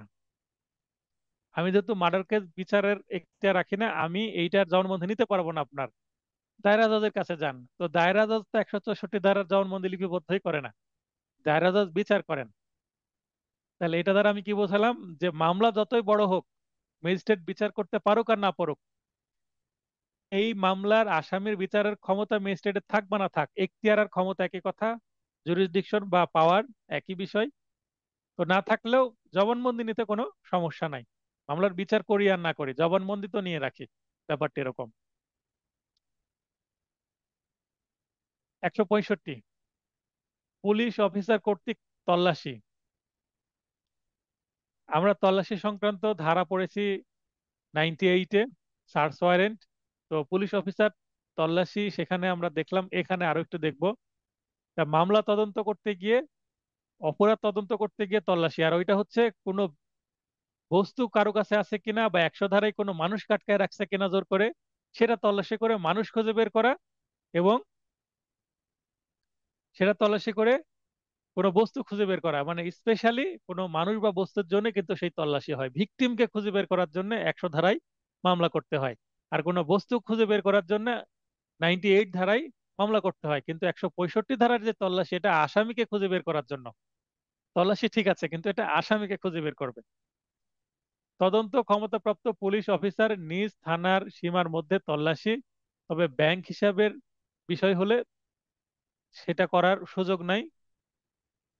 দায়রা জজের লিখিত অনুমতি নিয়ে দণ্ডবিধির ধারা 403, 406, 408, 409, তার মানে আত্মসাৎ, বিশ্বাসভঙ্গ, 421 থেকে 424, 465 এবং 477 পেনাল কোডের, এবং অন্যান্য ক্ষেত্রে হাইকোর্টের লিখিত অনুমতি নিয়ে তল্লাশি করতে হবে। তাহলে এই কয়েকটা ধারার জন্য দায়রা জজের তল্লাশি নেওয়া জরুরি, এবং অন্যান্য যে সেকশনগুলো আছে সেগুলোর জন্য হাইকোর্টের অনুমতি লাগবে তল্লাশির জন্য। সম্ভব হলে ব্যক্তিগতভাবে নিজে তল্লাশি পরিচালনা করতে হবে, কারণ লিপিবদ্ধ পূর্বক অধস্তন অফিসারকে দায়িত্ব অর্পণ করা যাবে। নিজে না পারলে অধস্তন অফিসারকে দায়িত্ব দিতে পারবেন, মানে আইও নিজে না করে তার পক্ষে অন্য কাউকে দিয়ে করাতে পারে। তল্লাশি পরোয়ানা এই ধারার সাথে 102 এবং 103 ধারার বিধানও প্রযোজ্য হবে। যদি গ্রেপ্তারি পরোয়ানা বা সার্চ ওয়ারেন্ট যদি থাকে, সেক্ষেত্রে 102 এবং 103 ধারার বিধানও প্রযোজ্য হবে। যদিও আমি 102-3 মেবি পড়াইনি, খুব একটা দরকার নেই। তল্লাশি বিষয়ে দলিলের কপি অবিলম্বে ম্যাজিস্ট্রেটের নিকট প্রেরণ, স্থানের মালিক চাইলে তাকেও কপি প্রদান, বিশেষ কারণ ব্যতীত কপির জন্য খরচ দিতে হবে। এখানে কারো বাড়িতে যদি কোনো আসামিকে খোঁজার জন্য তল্লাশি করতে যায়, তাহলে জিজ্ঞাসা করে যে আপনার কাছে কি সার্চ ওয়ারেন্ট আছে, এই সেই সার্চ ওয়ারেন্টের কথা বলা হচ্ছে। তাহলে আমরা তল্লাশি বা সার্চ ওয়ারেন্ট কয়েক জায়গায় দেখছি, সেই কয়েকটা জায়গার সেকশনগুলোকে মার্ক করে আলাদা জায়গায় একটা পেজে নোট করে নিতে পারেন, এবং আপনার আলাদা আলাদা সেগুলো পড়ে বোঝার চেষ্টা করবেন যে এই দুইটা সার্চ ওয়ারেন্টের মধ্যে পার্থক্য কি, মানে এইটার মানে ব্যবহারটা কি, তাহলে বুঝতে পারবেন, না হলে কনফিউশন তৈরি হবে প্রশ্ন করলে। 166, ওসি কর্তৃক অন্যের দ্বারা তল্লাশি পরোয়ানা জারির অনুরোধ। তাহলে ওসি নিজে না করে আরেকজনকে বললো যে একটু এটা সার্চ করে দেন তো, আমি তো ব্যস্ত মানুষ। আচ্ছা, অন্য থানার সীমানায়, নিজ জেলা বা অন্য জেলায়, মনে করেন যে রাজশাহী জেলাতে অনেকগুলো থানা আছে, চন্দ্রিমা থানার ওসি বোয়ালিয়া থানার ওসি কে বললো যে এইটা একটু আপনার থানার আন্ডারে, এই বাসায় গিয়ে একটু সার্চের ব্যবস্থা করেন তো। আর যদি জেলার বাইরে হয়, মনে করেন রাজশাহী জেলার আসামি চলে গেছে খুলনা জেলায়, এখন খুলনা জেলার দেশপাস শাখা বলে শাখা আছে, সেই থানার মাধ্যমে অথবা পুলিশ সুপারের মাধ্যমে করতে পারে। তো পুলিশেরা পুলিশ সুপারের মাধ্যমে করবে, কিন্তু আদালত হলে দেশপাস শাখা আছে তার মাধ্যমে করবে, বা নাজির শাখা আছে তার মাধ্যমে করবে। আদালতে গেলে এই ড্রেস পাস, নাজির শাখা এগুলো সম্পর্কে বুঝতে পারবেন। তার মানে যেমন ট্রেন আছে, অন্তনগর ট্রেন আছে, আবার আন্তনগর ট্রেন আছে। অন্তনগর মানে একটা সিটির মধ্যে লোকাল ট্রেন, আর আন্তনগর বলতে ইন্টার সিটি, এক সিটি থেকে অন্য সিটিতে অন্য জেলায় চলে যাবে। তো এরকম যদি হয়, তাহলে পুলিশ ওই পুলিশ সুপারের মাধ্যমে ওই সংশ্লিষ্ট জেলার পুলিশ সুপারের কাছে চলে যাবে ওয়ারেন্টটা, সার্চ ওয়ারেন্টটা। তখন ওই পুলিশ সুপার ব্যবস্থা করবেন। এটা হচ্ছে অন্যের মাধ্যমে করা, অনুরোধ করবেন। 165 ধারা মতে তল্লাশি পূর্বক অনুরোধকারী ওসির নিকট আলামত প্রেরণ করবেন। রাজশাহী জেলার ওসি থানার একটা ওসি পাঠিয়ে দিলেন কোথায়? খুলনা জেলার একটা থানার ওসির কাছে। এবং সেই ওসি সেখানে সার্চ করে কিছু আলামত পেলেন বা আসামিকে পেলেন। তো এই আলামত এবং আসামিকে আবার এই চৌধুরী থানার ওসি বরাবর কি পাঠিয়ে দিবে। এটার জন্য পুলিশের তো গাড়ি আছে, সেই গাড়িতে চলে আসবে। সাক্ষ্য প্রমাণ গোপন বা বিনষ্টের আশঙ্কা থাকলে নিজেই অন্য থানার সীমানায় প্রবেশ ও তল্লাশি করবে। এখন যদি দেখা যায় যে খুব সিরিয়াস কেস, অনুরোধ করতে করতে আসামি পালিয়ে যাবে বা আসামির কাছে যে সাক্ষ্য প্রমাণ আছে সেগুলো বিনষ্ট হতে পারে, সেক্ষেত্রে দ্রুত তিনি নিজেই চলে যাবেন। আর কারো পারমিশন লাগবে না, কারণ বাংলাদেশের পুলিশ মানে যে কোনো এলাকায় তিনি যেতে পারবেন সিরিয়াস ক্ষেত্রে। যদি নিজে যেতে চান তো একটা পুলিশ, রাজশাহীর পুলিশ খুলনাতে গিয়ে সেখানে সার্চ করা মানে ফিজিক্যালি একটু কষ্টকর, এই কারণে অন্যের হেল্প নেবে। কিন্তু যদি সেই মামলা দ্রুত সমাধান বা সঠিক তদন্ত করতে চান, নিজেই চলে যেতে পারেন। যদি তার মামলার প্রতি প্যাশন থাকে, কাজের প্রতি নিষ্ঠা থাকে, পেশাগত দায়িত্ব পালনের সাথে তিনি কষ্টটা নিতে পারেন। কিন্তু এইটা খুব একটা চোখে পড়ে না, কমই করে, অন্যের মাধ্যমেই করে। নোটিশ 103 ধারায় জব্দ তালিকা এবং 165 ধারায় দলিলপত্র ম্যাজিস্ট্রেটের নিকট প্রেরণ করতে হবে। এখন পুলিশ তো সেগুলো জব্দ করে আর নিজের কাছে রাখবে না, ম্যাজিস্ট্রেটের কাছে প্রেরণ করবে এবং আদালতের মালখানায় সেটা জমা থাকবে। স্থানের মালিক বা দখলদার চাইলে খরচ সাপেক্ষে কপি প্রদান, যে জব্দ তালিকা করা হলো সেটার কপি একটা ওই জায়গার মালিককে দিতে হবে। এরপরে খুবই একটা গুরুত্বপূর্ণ সেকশন 167, 167, এখানে রিমান্ডের কথা বলা হয়েছে। কতদিনের মধ্যে তদন্ত করতে হবে সেগুলো বিষয়ে বলা হয়েছে। দেখে নেওয়া হোক, দেখে নেওয়া যাক। রিমান্ড মানে একটা আতঙ্কজনক শব্দ। রিমান্ড মানে আসামি ভয় পায়। আসলে আমরা পড়ে দেখি রিমান্ডে কি কি করার সুযোগ আছে আর বাস্তবে কি কি হয় আমরা শুনেছি। 24 ঘন্টার মধ্যে তদন্ত সম্পন্ন করা না গেলে একটা মামলা হলো, এফআইআর হলো, ওই যে 154 ধারায়, 156 ধারায় তদন্ত শুরু করে দিল পুলিশ। এখন 167 ধারায় বললো তদন্ত করার জন্য আপনাকে তো অনেক দিন সময় দেওয়া যাবে না, কারণ আপনি গ্রেপ্তার করলেন, গ্রেপ্তার করে পুলিশকে আসামিকে কোথায় রাখলেন? থানায় রাখলেন। থানায় রাখার পরে এই আসামিকে তো আপনি গুম করে দিতে পারেন না, বা এখানে আসামিকে যেখানে সেখানে রাখতে পারবেন না। আপনি কি করতে হবে? আপনাকে 24 ঘন্টার মধ্যে আপনাকে আসামিকে কোথায় দিতে হবে?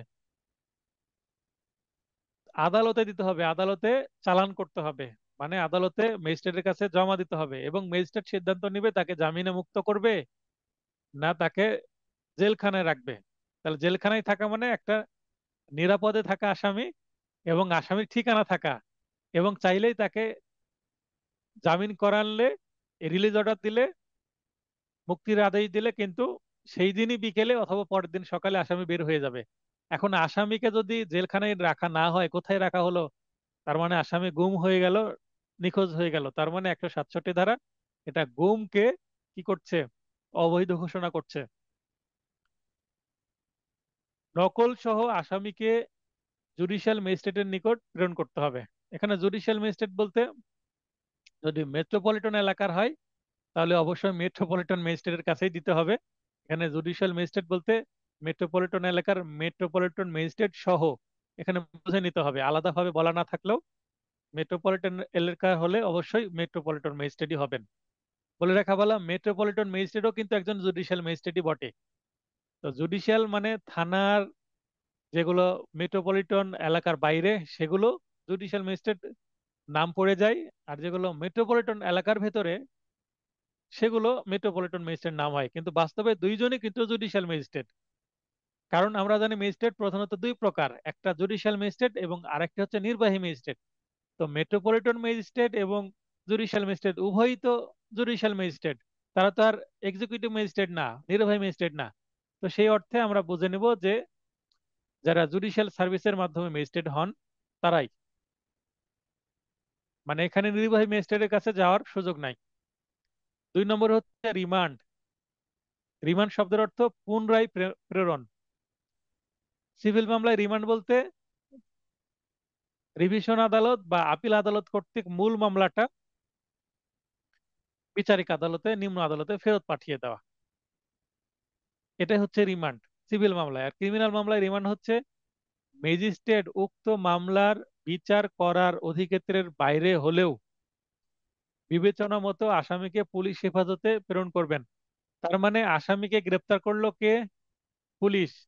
আসামিকে ম্যাজিস্ট্রেটের কাছে নিয়ে আসলো কে? পুলিশ।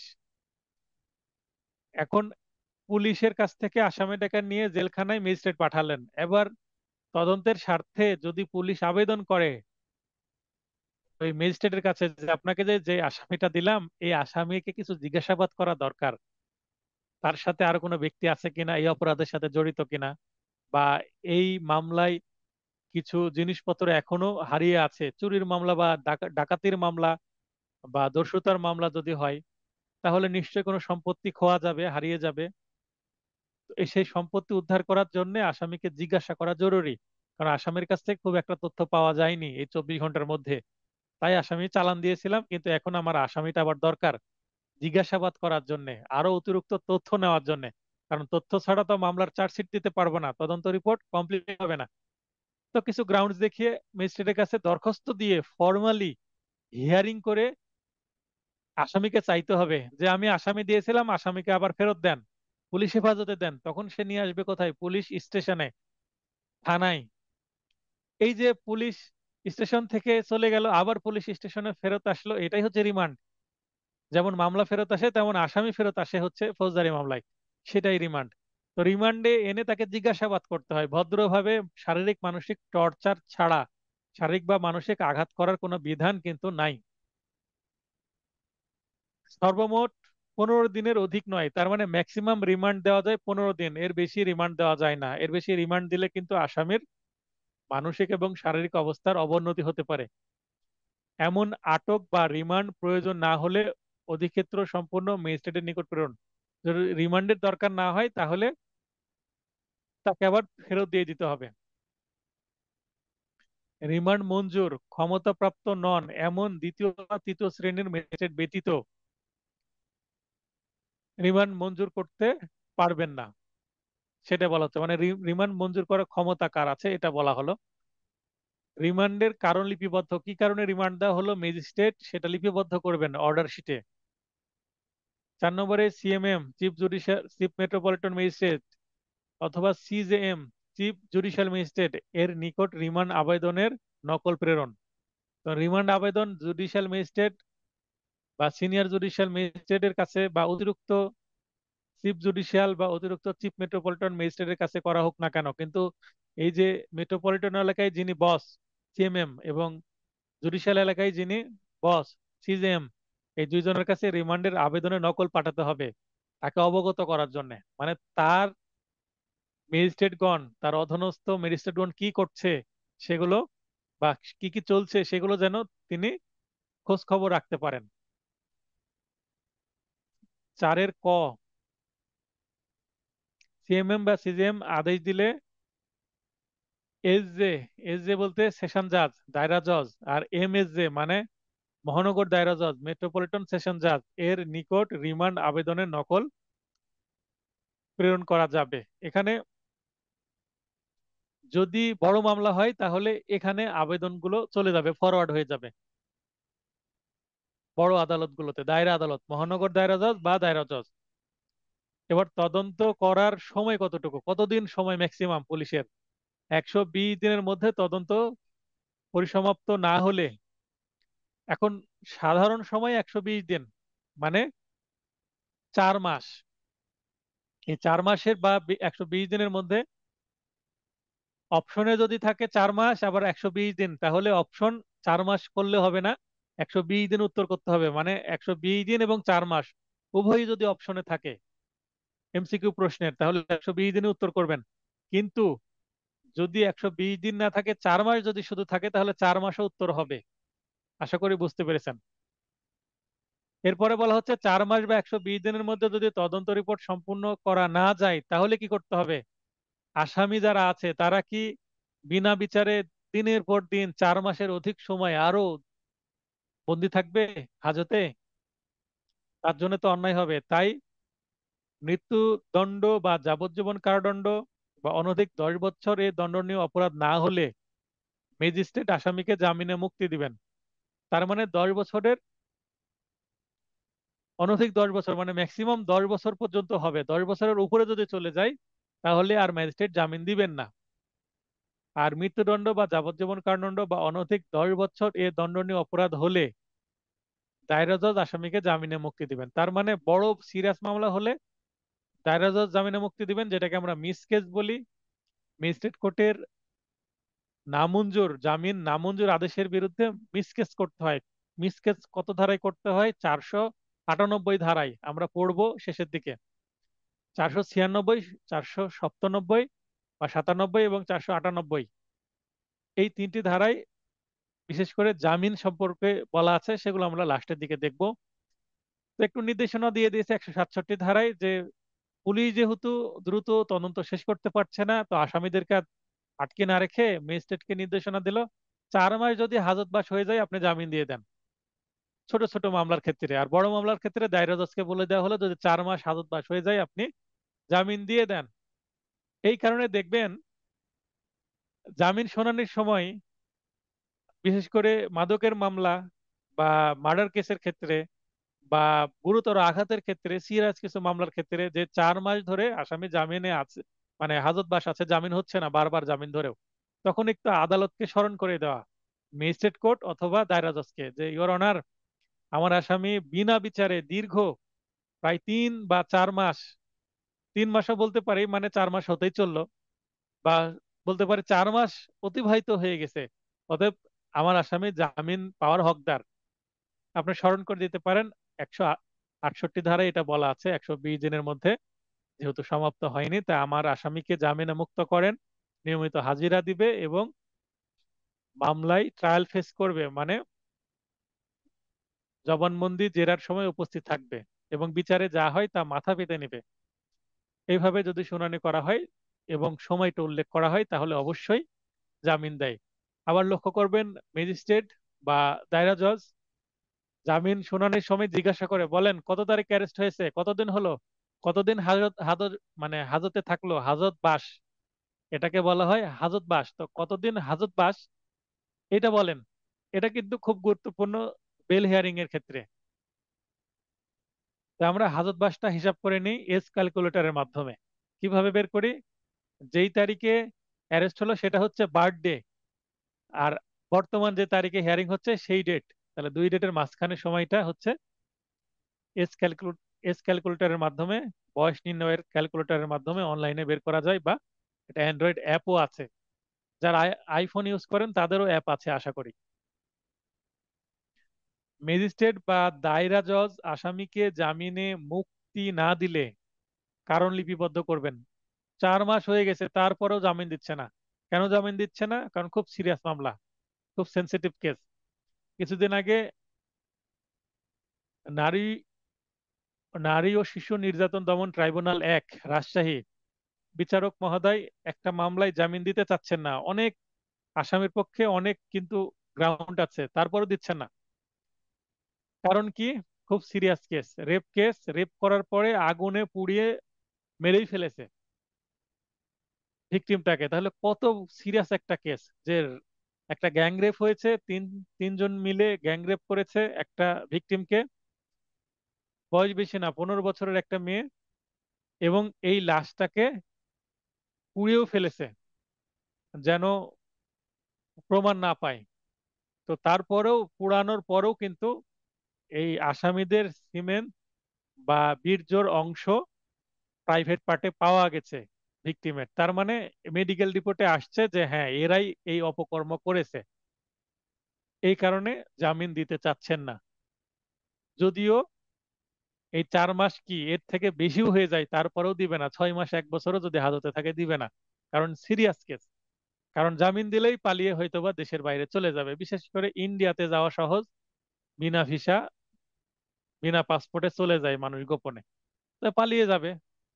এই কারণে জামিন দিতে চায় না, সিরিয়াস মামলা, কারণ জানে এটা নির্ঘাত তার কি হবে, ফাঁসি হয়ে যেতে পারে বা যাবজ্জীবন কারাদণ্ড বা 10 বছর বা 14 বছরের জেল হতে পারে। এই কারণে আসামি পালানোর সমূহ সম্ভাবনা থাকে, যে না পালালে তো বিপদ। তাই আদালত জামিন দিতে চান না, যে জামিন দিলে কিন্তু পালাবে, সেই ক্ষেত্রে ভিকটিম ন্যায় বিচার পাবে না। তো সবকিছু চিন্তা করতে হবে। পেনাল কোডের 400 এবং 401 ধারায় যেটা দস্যুতার কথা বলা হয়েছে, এই ধারার অপরাধের তদন্তের ক্ষেত্রে উপধারা 5 প্রযোজ্য নয়। তার মানে আসামি যদি দস্যু হয়, ডাকাত হয়, তাহলে সেই ক্ষেত্রে কিন্তু এই যে 5 ধারায় যে 4 মাস পরে জামিন দিতে হবে, এইটা কিন্তু আর প্রযোজ্য না এই দস্যুদের জন্য। 168, অধস্তন পুলিশ অফিসার কর্তৃক তদন্তের রিপোর্ট বা প্রতিবেদন ফলাফল সম্পর্কে ওসিকে রিপোর্ট পূর্বক পেশ করতে হবে, কার কাছে? ম্যাজিস্ট্রেটের কাছে। তার মানে চার্জশিট বা এফআরটি যেটাই বলি না কেন, সেইটা ওসির কাছে যাবে, ওসি একটা সিল মেরে দিবে, সিল মেরে দিয়ে দিবে, সই করে বলবে অগ্রগামী করা হলো, অগ্রগামী করা হলো বা ফরওয়ার্ডেড, মানে এইটা ম্যাজিস্ট্রেটের কাছে পাঠানো হলো, মানে পারমিশন দিয়ে দিল। ওসির সিল ছাড়া কিন্তু কোনো চার্জশিট বা পুলিশ প্রতিবেদন বা পিআর, যেটা সংক্ষেপে বলি, পুলিশ রিপোর্ট, গ্রহণযোগ্য নয়। 169, সাক্ষ্য প্রমাণ অপর্যাপ্ত হলে, এবার দেখা যাক মানে এফআরটি কাকে বলে। অভিযুক্ত ব্যক্তির মুক্তি, তার মানে তদন্ত করে দেখা গেল মামলা মিথ্যা, আসামির যাকে করা হয়েছে তার কোনো দোষী নাই, তাহলে জামিনদার সহ বা ছাড়া বন্ড সম্পাদন পূর্বক মুক্তি দেওয়া যাবে, মানে রিলিজ করা যাবে। পুলিশ নিজেও দিতে পারবে অথবা বিচারের জন্য ম্যাজিস্ট্রেটের নিকট প্রেরণ করবেন। পুলিশ সাধারণত মুক্তি দেয় না, পুলিশ তো এত ভালো ছিল না, এখন যদি ভালো হয় যে পুলিশ মুক্তি দিয়ে দিবে। আচ্ছা, 170, সাক্ষ্য প্রমাণ পর্যাপ্ত হলে মামলা ম্যাজিস্ট্রেটের নিকট প্রেরণ। আচ্ছা, আমি একটা যে বক্তব্য পেশ করছি, পুলিশ এত ভালো না, এখানে সকল পুলিশের কথা বলা হচ্ছে না, আমরা যতটুকু দেখি, তো পুলিশরা সাধারণত দিতে চায় না। আমি এটা দ্বারা কিন্তু সকল পুলিশের বিপক্ষে কথা বলছি না। তবে হ্যাঁ, আমাদের ভারতীয় উপমহাদেশে ব্রিটিশরা যে পুলিশ বাহিনী তৈরি করে গেছেন, এখানে পুলিশরা আমাদের জনসাধারণের বন্ধু হতে পারেনি। বন্ধু হওয়ার জন্য পুলিশের যে গুণাবলী দরকার সেইভাবে তাদেরকে তৈরি করাই হয়নি। এটা কোনো একক পুলিশ ভাই বা বোনদেরকে আমি দোষারোপ করব না, এইটা পুরো পুলিশ বাহিনীরই একটা রিফরমেশন দরকার, সেটা আমরা অন্তত সবাই বুঝি। 170-এর 1-এ বলা হচ্ছে আসামিকে ম্যাজিস্ট্রেটের নিকট প্রেরণ। আচ্ছা, সাক্ষ্য প্রমাণ পর্যাপ্ত হলে, তার মানে এখানে আসামি অপরাধ করেছে, তাহলে আসামিকে ম্যাজিস্ট্রেটের নিকট প্রেরণ করবে, এবং জামিনযোগ্য অপরাধে আসামি জামিন দিতে সমর্থ হলে নিয়মিত হাজিরা শর্তে জামিন দিবে। কে দিবে? ম্যাজিস্ট্রেট। অস্ত্র শস্ত্র অর্থাৎ আলামত, যদি উইপন পাওয়া যায়, মারাত্মক অস্ত্র পাওয়া যায়, বাদী বা ফরিয়াদি ও সাক্ষী কর্তৃক নিয়মিত হাজিরার শর্তে বন্ড সম্পাদন। বন্ডে বিচারিক আদালত অন্তর্ভুক্ত হবে। 4 নম্বর যে উপধারা ছিল সেটা বাতিল করা হয়েছে, মূল বন্ডটি ম্যাজিস্ট্রেটের নিকট থাকবে। মূল যে বন্ড, সেটা যেমন আজকে জামিন হলো যেই মামলায়, সেটার বন্ডটা আমি ফটোকপি করলাম এবং মূল বন্ড আমি আদালতে জমা দিয়ে দিলাম। এটা যদি স্যারেন্ডার মামলা যেহেতু, তাই এখানে রিলিজ অর্ডার দরকার হলো না। আর যদি জেলখানায় থাকতো, হাজতে আসামি হতো, তাহলে কিন্তু আবার রিলিজ অর্ডার দরকার হতো। সেই ক্ষেত্রে এই মূল বন্ডের একটা ফটোকপিও আমাকে রিলিজ অর্ডারের সাথে যুক্ত করে দিতে হতো, এবং সেটা চলে যেত কোথায়? সংশ্লিষ্ট জেলারের কাছে।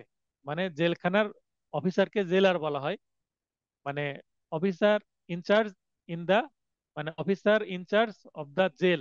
যেমন রাজশাহীর সেন্ট্রাল যে জেল আছে, সেটার একজন জেলার আছে, তার কাছে চলে যেত।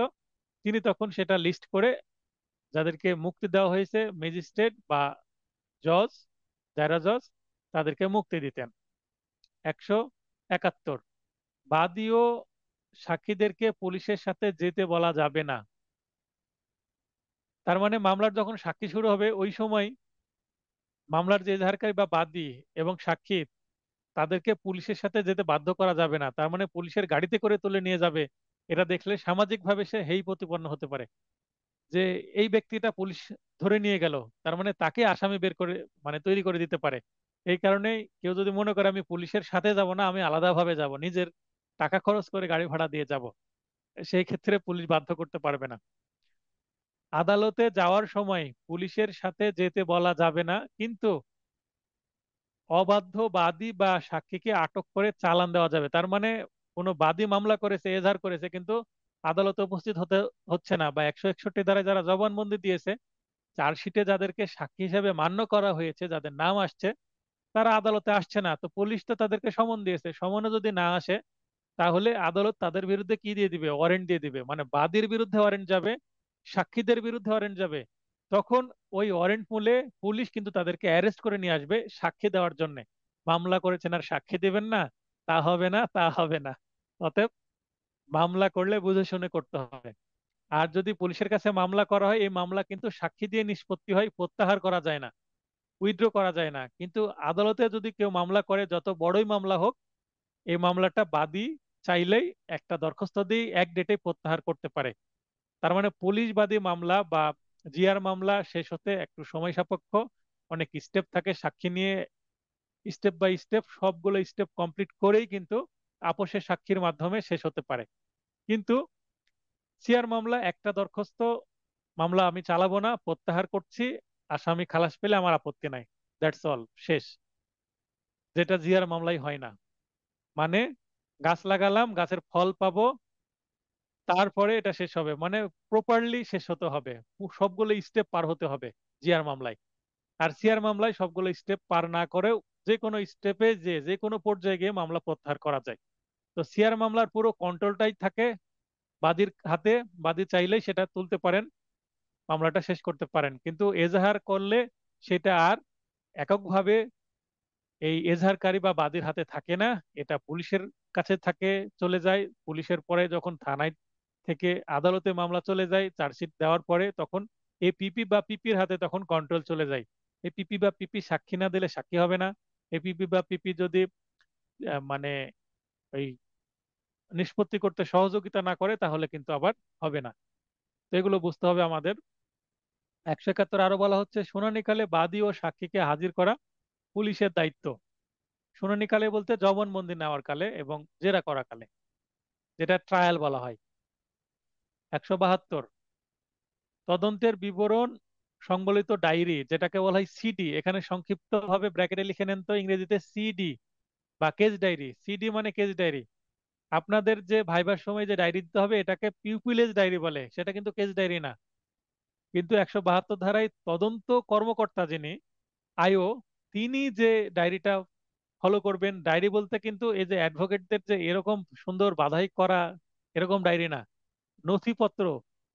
যা আলোচনা করছিলাম 172 ধারায়, যে তদন্তের বিবরণ সংবলিত ডায়েরি, সিডি বা কেস ডায়েরি, যেটা আইও বা তদন্তকারী কর্মকর্তা মেনটেন করে থাকেন।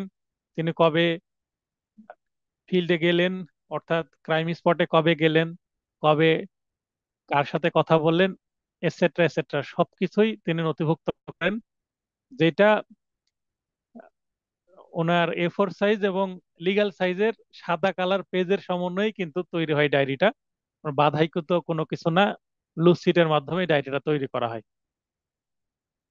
তো ডায়েরি প্রদানকারী অর্থাৎ আইও, ডায়েরি প্রণয়নকারী অর্থাৎ আইও জবানবন্দি প্রদানকালে দেখে বা স্মৃতি পুনর্জীবিত করতে পারবেন। সাক্ষ্য আইনেও কিন্তু এটা বলা আছে যে আইও যিনি মামলা তদন্ত করেছেন, তাকে যদি কোনো প্রশ্ন করা হয়, তার পুরো ডায়েরিটা তিনি ওপেন করে সেখান থেকে দেখে দেখে উত্তর দিবেন।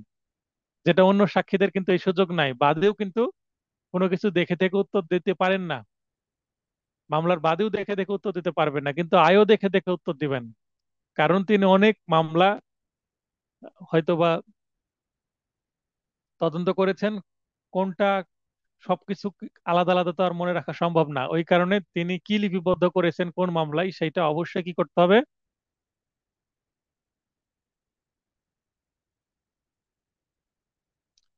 লিপিবদ্ধ করতে হবে।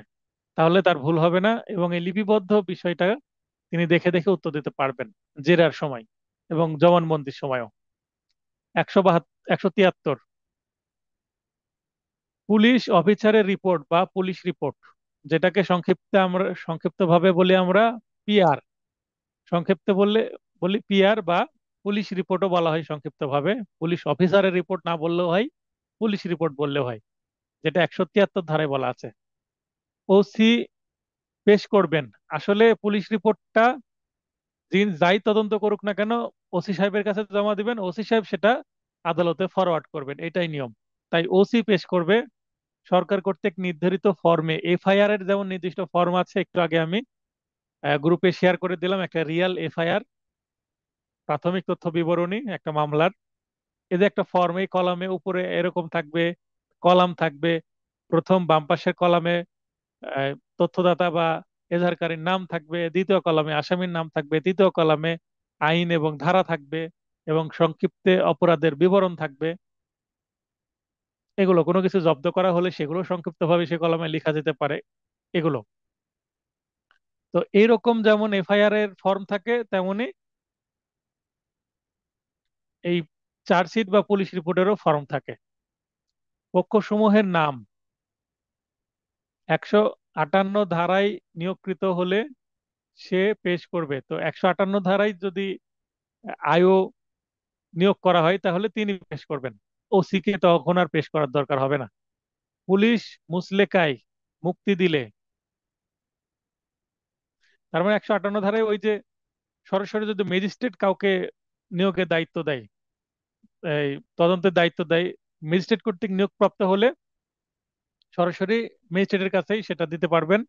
কিন্তু ওসি দায়িত্বপ্রাপ্ত হয়ে ওসি যদি কাউকে দায়িত্ব দেয় তাহলে ওসিকেই দিয়ে দিবে। যেহেতু ওসি দায়িত্ব দিলে ওসিকেই চার্জশিটটা দিয়ে দিবে বা পুলিশ রিপোর্টটা দিয়ে দিবে। ওসি আবার আদালতে পাঠাবে, ম্যাজিস্ট্রেটের কাছে পাঠাবে। পুলিশ মুচলেকায় মুক্তি দিলে ম্যাজিস্ট্রেট রহিত করতে পারে। পুলিশ যদি কাউকে জামিন দিয়ে দেয় মুচলেকায়, তাকে জামিন বলা যাবে না, মুচলেকায় মুক্তি দেওয়া, এবং তাকে ছেড়ে দিয়েছে কিন্তু মামলা চলছে, তাহলে ম্যাজিস্ট্রেট যদি মনে করে তার মুক্তিটা রদ করবেন, তাকে আবার আটক করতে পারেন। ঘটনার সত্যতা পেলে চার্জশিট দিবেন, এবং ঘটনার সত্যতা না পেলে বা পাওয়া না গেলে ফাইনাল রিপোর্ট দাখিল করবেন। তাহলে চার্জশিট মানে মামলা চলবে, আর ফাইনাল রিপোর্টের ভিত্তিতে আবার মামলা আসামিকে অব্যাহতিও দেওয়া যায়, মানে চার্জ গঠনের আগেই মামলা ডিসচার্জ হয়ে যাবে। তাহলে ফাইনাল রিপোর্টের ভিত্তিতে ডিসচার্জ হয় মানে আসামিরা অব্যাহতি পেয়ে যায়, আর চার্জশিটের ভিত্তিতে চার্জ গঠন করা হয়। 161 ধারায় লিখিত বিবৃতি থাকবে, আসামি নকল পাবে। তাহলে 161 ধারার যে লিখিত বিবৃতি, সেটা কিন্তু অবশ্যই এই চার্জশিট বা ফাইনাল রিপোর্টের সাথে অ্যাড করতে হবে। যেমন আমি 161 ধারার যে বিবৃতি সেটা পেয়েছিলাম আজকে, যেটা প্রথম দিকে বললাম, তো সেটা পেয়েছিলাম বলেই কিন্তু আমি আসামিকে রেমেডি দিতে পারলাম, সহজেই জামিন করাতে পারলাম।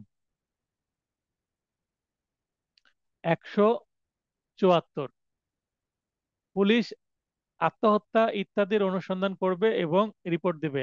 আত্মহত্যা ইত্যাদি বলতে এখানে ইউডি কেস, মানে unnatural death case, UD case, এই ধরনের যদি কোনো কেস হয় যেটা আত্মহত্যা বা মার্ডার সন্দেহ হয় এরকম মনে হচ্ছে, বা অ্যাক্সিডেন্টাল ডেথ হতে পারে, যেটা স্বাভাবিক মৃত্যু না, অপমৃত্যু, অপঘাতে মৃত্যু এরকম হতে পারে, এরকম যদি হয় তাহলে অনুসন্ধান করবে এবং রিপোর্ট দিবে। ওসি বা ক্ষমতাপ্রাপ্ত পুলিশ অফিসার যদি সংবাদ পাই, এই সংবাদের ভিত্তিতে অপরাধ সম্পর্কে অনুসন্ধান করবেন, এবং যদি কেউ আত্মহত্যা করে বা কাউকে হত্যা করা হয়েছে বল মর্মে সন্দেহ হয়, আত্মহত্যা না হত্যা বোঝা যদি না যায় তবুও, বা কোনো অ্যাক্সিডেন্টাল ডেথ হয় তবুও, সুরতহাল তদন্তের ক্ষমতাপ্রাপ্ত ম্যাজিস্ট্রেটকে জানিয়ে নিকটবর্তী দুই বা ততোধিক সম্ভ্রান্ত ব্যক্তির উপস্থিতিতে তদন্ত করবে ওই ডেড বডি সম্পর্কে, এবং ঘটনা কি ঘটেছে সেটা বোঝার চেষ্টা করবে। সুরতহাল মানে ইনকোয়েস্ট রিপোর্ট আর পোস্টমর্টেম রিপোর্টের মধ্যে পার্থক্য আছে। পোস্টমর্টম করে একজন ডাক্তার, ডাক্তার এক বা একাধিক ডাক্তার পোস্টমর্টম করে, পোস্টমর্টম কিন্তু ডাক্তার ছাড়া করতে পারেন না, তার মানে এটা মেডিকেল ফরেনসিকের বিষয়। আবারও বলছি যে পোস্টমর্টম মারা যাওয়ার পরে ওই বডিটাকে কাটাছেঁড়া করে সেখান থেকে অর্গান বের করে সেগুলো পরীক্ষা নিরীক্ষা করে বোঝার চেষ্টা করা হয় কয়টার সময় মৃত্যু হয়েছে, কত মানে কতক্ষণ আগে মৃত্যু হয়েছে, অর্থাৎ কয়টার সময় মৃত্যু হয়েছে একটা ধারণা পাওয়া যায়, মানে টাইম অফ ডেথ, এবং কি আঘাতের ফলে এই মৃত্যুটা হয়েছে এবং তার শরীরে কেমন কেমন আঘাতের চিহ্ন আছে এগুলো পাওয়া যায়, মানে বিস্তারিত ভাবে পোস্টমর্টম রিপোর্টে। তো সেটা ডাক্তার করে থাকেন। আর পোস্টমর্টম মেডিকেল ফরেনসিকের ডিপার্টমেন্টের কাজ। আর ইনকোয়েস্ট রিপোর্ট বা সুরথাল রিপোর্ট এটা কিন্তু পুলিশেরই কাজ, এটা ফরেনসিকের কাজ না। পুলিশ একটা ডেড বডিকে দেখে কি অবস্থায় পড়ে আছে, তার শরীরে পোশাক ছিল কিনা, তার শরীরে কোনো আঘাতের চিহ্ন স্বাভাবিক চোখে দেখা যাচ্ছে কিনা, তার শরীরে কোনো কিছু আছে কিনা, তার কাছে আইডি কার্ড আছে কিনা, বা তার ব্লিডিং কেমন হচ্ছে বা হয়েছে, কোথায় কোথায় রক্ত চিহ্ন পাওয়া যাচ্ছে, এগুলো প্লাস ছবিও তুলতে পারে। এটাই হচ্ছে প্রথম দেখায় সুরথাল, মানে তার সুরত বা চেহারা দেখতে কেমন লাগছে লাশের, এটাই হচ্ছে সুরথাল রিপোর্ট, যেটা পুলিশই করে, তদন্তেরই একটা অংশ। তাহলে পুলিশ উপস্থিত ব্যক্তিবর্গ রিপোর্ট সম্পর্কে একমত হলে সবাই স্বাক্ষর করবে। এখন পুলিশ যে তদন্ত করলো এবং রিপোর্টটা মনে হলো হ্যাঁ ঠিকই আছে, এবং উপস্থিত ব্যক্তিদের এই যে দুইজন বা ততোধিক সম্ভ্রান্ত ব্যক্তি তাদেরকে পড়ে শোনাবে যে এরকম রিপোর্ট করলাম, ঠিক আছে তো? তারা যদি বদলে ঠিক আছে, যদি ঠিক আছে বলে তাহলে স্বাক্ষর দেন, যেহেতু আপনি ঠিক আছে বলছেন, স্বাক্ষর নিয়ে নিবে। তদন্ত সঠিক হয়েছে, স্পটে গিয়ে করা হয়েছে সেটার প্রমাণস্বরূপ স্বাক্ষর নিয়ে নিবে সবার।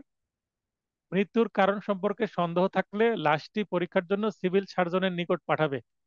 এবার দেখেন মাঝখানে একটা কি আছে, মাধ্যম আছে। তার মানে পুলিশ সরাসরি কিন্তু মেডিকেলে পাঠায় না লাশ পোস্টমর্টম করতে, মরদেহটা কিন্তু চলে যায় সিভিল সার্জনের কাছে। সিভিল সার্জনকে, তিনি সরকারি একজন ডাক্তার। সিভিল সার্জনের নাম শুনে থাকবেন, কোন সরকারি চাকরির সময়ও কিন্তু সিভিল সার্জনের মাধ্যমে মেডিকেল টেস্ট করা হয়। সরকারি চাকরি দেবে, আপনি ফিজিক্যালি মেন্টালি ফিট কিনা সেটা সিভিল সার্জন কিন্তু পরীক্ষা করবেন। এবং এই পরীক্ষার সময় আপনার এই হাতের প্রতিটা আঙ্গুলের বা যেটাকে বলা হয় যে হাতের ছাপ নেওয়া হয়, আরো কিছু ফর্মালিটিজ আছে। যারা সরকারি চাকরি সম্পর্কে জানেন, আমার মিসেস যেহেতু সরকারি চাকরি করে, তার সিভিল সার্জনের কাছে যে মেডিকেল টেস্ট হয়েছিল, সেই টেস্ট সম্পর্কে মানে আমি দেখেছি। তবে ছোট্ট করে যদি বলি, খুবই মানে প্রেশারের মধ্যে ছিলাম সেই ঘটনাটা। তার চাকরি হয়েছে, সিভিল সার্জনের কাছে যেতে হয়েছে, সেখানে লম্বা ভিড়। রাত 10টা কি 10:30টার দিকে তারা ডাক পড়ে, তাকে টেস্ট করে, এবং ওই সময় আমার আবার রাত্রে ট্রেন আছে, আমাকে যেতে হবে কোথায়, আমাকে যেতে হবে জয়পুরহাটে। জয়পুরহাটে আমায় তখন বিশ্ববিদ্যালয়ের আমার কি ছিল, একটা ফিল্ড ফিল্ড ওয়ার্কের কাজ ছিল, মানে রিসার্চের কাজ ছিল আমার জয়পুরহাটে। এটা আমার ইউনিভার্সিটির একটা কাজ। আমার সবাই যাচ্ছে, তো সেই ট্রেনে আমার যাওয়ার কথা। রাত্রে ট্রেনে যাব, আমরা সকালে পৌঁছাবো। তো এইরকম একটা পরিস্থিতি। এখন এখানে কাকে রেখে যাব, আমি আবার তাকে নিয়ে আসছি, আমি রেডি হয়ে বের হয়ে এসে তাকে এখানে রেখে তারপরে শ্বশুর মহোদয় আসলেন, তার কাছে দায়িত্বে বুঝিয়ে দিয়ে তখন আমি রওনা দিলাম। মানে খুবই একটা আমার জন্য, তার জন্য এবং আমার শ্বশুরের জন্য খুব একটা স্মরণীয় কষ্টের একটা দিন ছিল। তো এই সিভিল সার্জনের মাধ্যমেই কিন্তু সরকারি সবকিছু পরীক্ষা নিরীক্ষা হয়। তো সিভিল সার্জনের কাছে যখন ডেড বডিটা যাবে, তখন তিনি নির্ধারণ করবেন যে এটা কোন ডাক্তারের কাছে যাবে এবং মর্গে গিয়ে সেই লাশটা কিভাবে পোস্টমর্টম করা হবে, এবং পোস্টমর্টম যে রিপোর্ট এটা আবার সিভিল সার্জনকে দেখিয়ে সেখানে তার মাধ্যমে ফরওয়ার্ড হবে। এটাই হচ্ছে প্র্যাকটিক্যাল বিষয়। 5 নম্বর, সুরুথাল তদন্ত পরিচালনার ক্ষমতা। এই যে সুরুথাল তদন্ত হচ্ছে পোস্টমর্টমের আগের যেটা বলছি সেটা, সিভিল সার্জনের কাছে যাওয়ার উদ্দেশ্য কি, পোস্টমর্টম করা। কিন্তু সুরথাল যে রিপোর্ট সেটা ডাক্তারের তোর ম্যাটার না, সেটা পুলিশের ম্যাটার। এবং এইটা যে পুরো তদন্ত, এটার উপরে আবার বসে থাকবেন কে, তদারক হিসাবে ডিএম মানে ডিস্ট্রিক্ট ম্যাজিস্ট্রেট, মানে জেলা ম্যাজিস্ট্রেট, মানে ডিসি নিজেই। এবং ইএম, ইএম বলতে এক্সিকিউটিভ ম্যাজিস্ট্রেট বা নির্বাহী ম্যাজিস্ট্রেট, অথবা সরকার, বা যদি ডিএম কর্তৃক এখানে সরকার বা ডিএম কর্তৃক ক্ষমতা প্রাপ্ত। তো এই যে ব্র্যাকেটের অংশটুকু প্রযোজ্য হচ্ছে শুধুমাত্র ইএম এর ক্ষেত্রে। তার মানে জেনারেলি এই ক্ষমতাটা আছে ডিএম এর, ডিস্ট্রিক্ট ম্যাজিস্ট্রেটের। কিন্তু যদি ডিএম এই ক্ষমতাটা কোনো এক্সিকিউটিভ বা ইএম কে দেয়, বা সরকার যদি ডিরেক্ট কোনো ইএম কে দিয়ে রাখে যে হ্যাঁ এটা আপনি করতে পারবেন, তাহলে ইএমও করতে পারবে। মানে স্বাভাবিকভাবে ইএম এর কিন্তু এই সুরতহাল তদন্ত পরিচালনার ক্ষমতা নাই। কার আছে অ্যাবসোলিউট ক্ষমতা? ডিএম এর, আইনে দিচ্ছে। এখন সরকার যদি দেয় বা কোনো ডিএম যদি এই ক্ষমতাটা কাউকে হস্তান্তর করে, তাহলে ইএম সেটা পরিচালনা করতে পারবে, আদারওয়াইজ ইএম পারবে না। আশা করি বুঝতে পেরেছেন। তো কনফিউশন তৈরি হতে পারে বলে ব্র্যাকেটের অংশটুকু শুধুমাত্র ইএম এর জন্য প্রযোজ্য, তাই একটু আমি ভিন্ন কালার করে বুঝিয়ে দিলাম। আপনারাও এইভাবে আন্ডারলাইন করে ভিন্ন কালার দিয়ে চেষ্টা করবেন। তবে আমি প্রথমের দিকে কিন্তু ক্লাসে বলে দিয়েছিলাম যে আপনারা হাইলাইটার কলম ব্যবহার করার চেষ্টা করবেন, কালার পেন ব্যবহার করার চেষ্টা করবেন, যেন গুরুত্বপূর্ণ অংশটুকু আপনারা একটু অন্তত নিজের মতো করে দাগিয়ে নিতে পারেন। দাগিয়ে নিলে এই নোটের সাথে আপনার একটা কানেকশন তৈরি হবে, পরবর্তীতে রিভিশনে খুব হেল্প হবে এটা। আমার যদি বাস্তব নোট দেখাই, আপনাদের যে নোট এটা তো অনেক ডেভেলপ করা, আমার নোটটা কিন্তু বেশি পেজের না।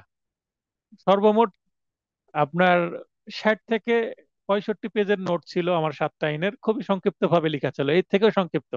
মানে মূল মূল জায়গাগুলো নোট করে নিছিলাম আমি, হাতে লিখে তারপরে সেটা আবার আমার ল্যাপটপে টাইপ করেছিলাম। তো সেটা পড়ে আমার হয়ে গেছে প্রথম চান্সে ইনশাল্লাহ, আলহামদুলিল্লাহ যে হয়ে গেছে।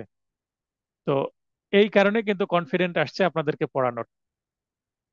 তো আমার যদি সেই নোটটা আমি কোনো একটা সময় দেখাই, নেক্সট ক্লাসে দেখানোর চেষ্টা করব, তো দেখবেন যে কত আঁকিঝুঁকি করা আছে, সেখানে আঁকানো আছে, কত বক্তব্য লেখা আছে। তারপরে আমার কাছে যে বইগুলো থাকে, বইগুলোর মধ্যেও অনেক আমি আঁকাআঁকি করে ভিন্ন রং দিয়ে হাইলাইট করে লিখি। মানে সেটাকে খুবই কাস্টমাইজ করে ফেলি নিজের মতো করে। 175, ব্যক্তিদের সমন দেওয়ার ক্ষমতা। 174 ধারায় তদন্তকালে যারা ঘটনা জানেন তাদের লিখিত সমনে তলব। তার মানে এই যে আত্মহত্যা হয়েছে এরকম যদি সন্দেহ হয়, তো সেই স্পটে তদন্ত করার পর সেটা যদি কমপ্লিট না হয়, তো এই যে সম্ভ্রান্ত ব্যক্তিদের কি করা হলো, স্বাক্ষর নেওয়া হলো, তাদেরকে আবার কি করা যাবে, সমন দিয়ে ডেকে নেওয়া যাবে। হাজিরও সমস্ত প্রশ্নের জবাব দিতে বাধ্য, তার মানে তাদেরকে আরো প্রশ্ন করা যাবে, এবং যে প্রশ্ন করা করা হবে তারা দিতে বাধ্য। কিন্তু নিজেকে অপরাধে জড়াবে এবং এমন প্রশ্নের জবাব দিতে তারা বাধ্য নয়, যেটা একটু আগে আমরা 161 ধারার মধ্যে দেখেছি।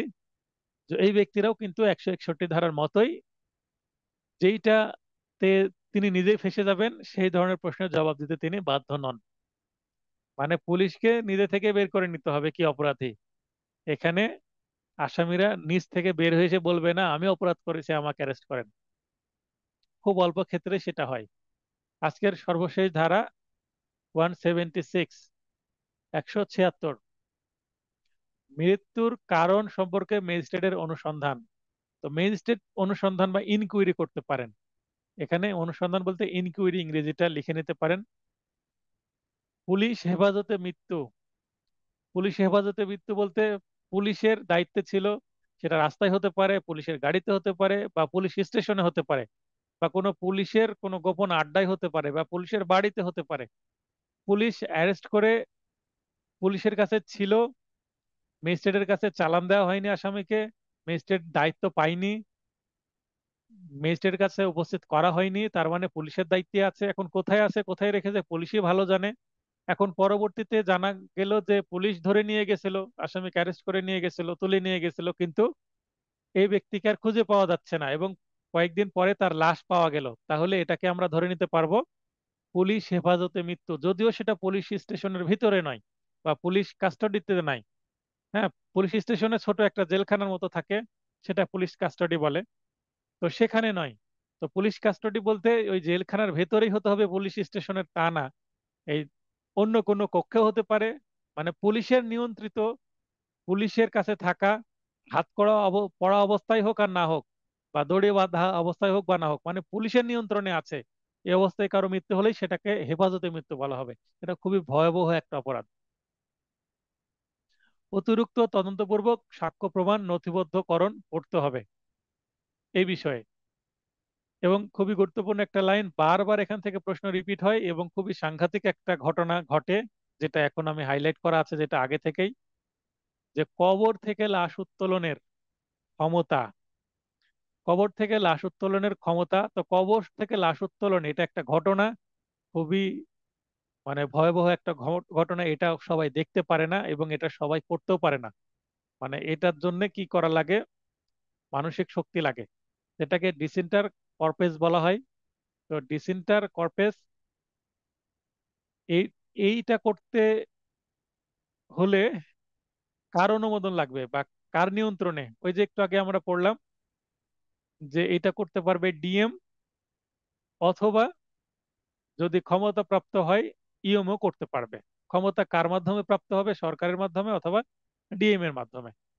তাহলে এই যে এই প্রশ্নটা আসে যে কবর থেকে লাশ উত্তোলনের ক্ষমতা কার আছে? ডিএম এর আছে, অথবা ক্ষমতার প্রাপ্ত ইএম আছে। কার দ্বারা ক্ষমতা প্রাপ্ত? সরকার বা ডিএম এর কর্তৃক। তো এভাবে আসতে পারে। ইতিপূর্বে যে প্রশ্নটা এসেছে সেটা হচ্ছে কবর থেকে লাশ উত্তোলনের ক্ষমতা ফৌজদারি কার্যবিধির বা দ্য ক্রিমিনাল প্রসিডিউরাল কোডের কত ধারায় আছে? তো এটার উত্তর হবে 176-এর ব্র্যাকেটে 2। 176-এর ব্র্যাকেটে 2 আমরা যদি খুঁজে বের করি প্রশ্নটা, তো খুবই রিপিটেড প্রশ্ন, খুবই গুরুত্বপূর্ণ যেহেতু একটা বিষয়, তাই এখান থেকে রিপিটেড প্রশ্ন এসেছে এর আগে। দেখেন,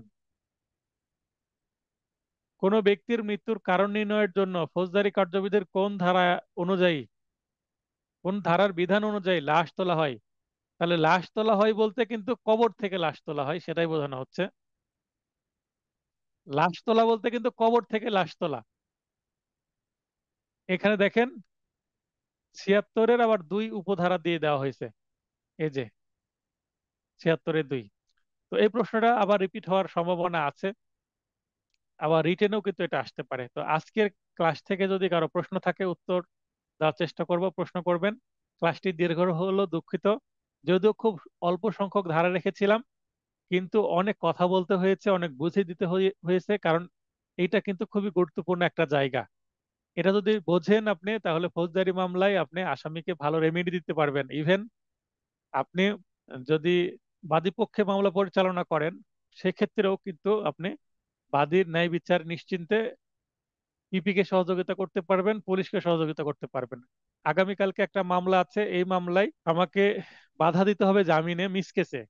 আসামি পক্ষ মিসকেস করেছে, আসামির বয়স 18 বছর, আর যে ভিকটিম তার বয়স 15 বছর। 15 বছর একটা মেয়েকে পালিয়ে নিয়ে গিয়ে তথাকথিত বিয়ে করেছে, মৌখিকভাবে হয়তোবা, অথবা এভিডেভিটের মাধ্যমে, যেটা আসলে অবৈধ। কারণ 15 বছরের মেয়েকে বিয়ে করা যায় না। আর যেহেতু 15 বছরের মেয়েকে বিয়ে করা যায় না, মেয়ের মেডিকেল টেস্ট হয়েছে, মেডিকেল টেস্টে পজিটিভ, তার মানে শারীরিক সম্পর্ক হয়েছে, যেটাকে সেক্সুয়াল অ্যাসল্ট বলা হচ্ছে।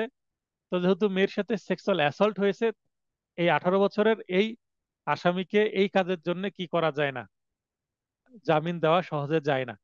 তো এটা আমার বক্তব্য থাকবে কালকে। এর সাথে আরো কিছু বক্তব্য বলবো। মেয়ের বয়স নির্ণয়ের জন্য আমি কালকে ডকুমেন্ট দেখাবো, জন্ম নিবন্ধন। এবং একে যদি জামিন দেওয়া হয় তাহলে আবার মেয়েকে নিয়ে পালানোর সম্ভাবনা আছে। এই মেয়ের বাবা বাদী হয়ে মামলা করেছে। তো এগুলো তদন্ত রিপোর্ট সম্পর্কে আজকে যেটা পড়লাম এটার সাথে খুবই ম্যাচ করে আমার আগামীকালকে যেটা হিয়ারিং আছে এই মামলায়। তো বাধা দিতে হবে। আজকে যেমন একটা মামলায় জামিন করালাম, তো আগামীকালকে এই মামলায় যদি বাধা দিয়ে সফল হয় তাহলে সেটাও হয়তো বা পরবর্তী ক্লাসে আপনাদেরকে ছোট্ট করে বলার চেষ্টা করব। এটা করলে কি হবে, বাস্তবসম্মত কিছু বিষয় আপনারা বুঝতে পারবেন। হয়তো বা এটার মাধ্যমে বিরক্ত কেউ হন কিনা জানি না, তবে ইতিপূর্বে বলেছি অনেকে এটা পছন্দ করেন, ইন্সপায়ার্ড হন এবং কিছু বাস্তবসম্মত জিনিসও জানতে পারেন, যেটা কাজে লাগবে আপনার এমসিকিউ, রিটেন, ইভেন ভাইবা, আদালতে গিয়েও আপনার কাজে লাগবে, আমার কথাটা যদি মনে থাকে। এবং ভিডিও দেখলে আপনার এই জিনিসটা তো বেশি মনে থাকার কথা। আচ্ছা।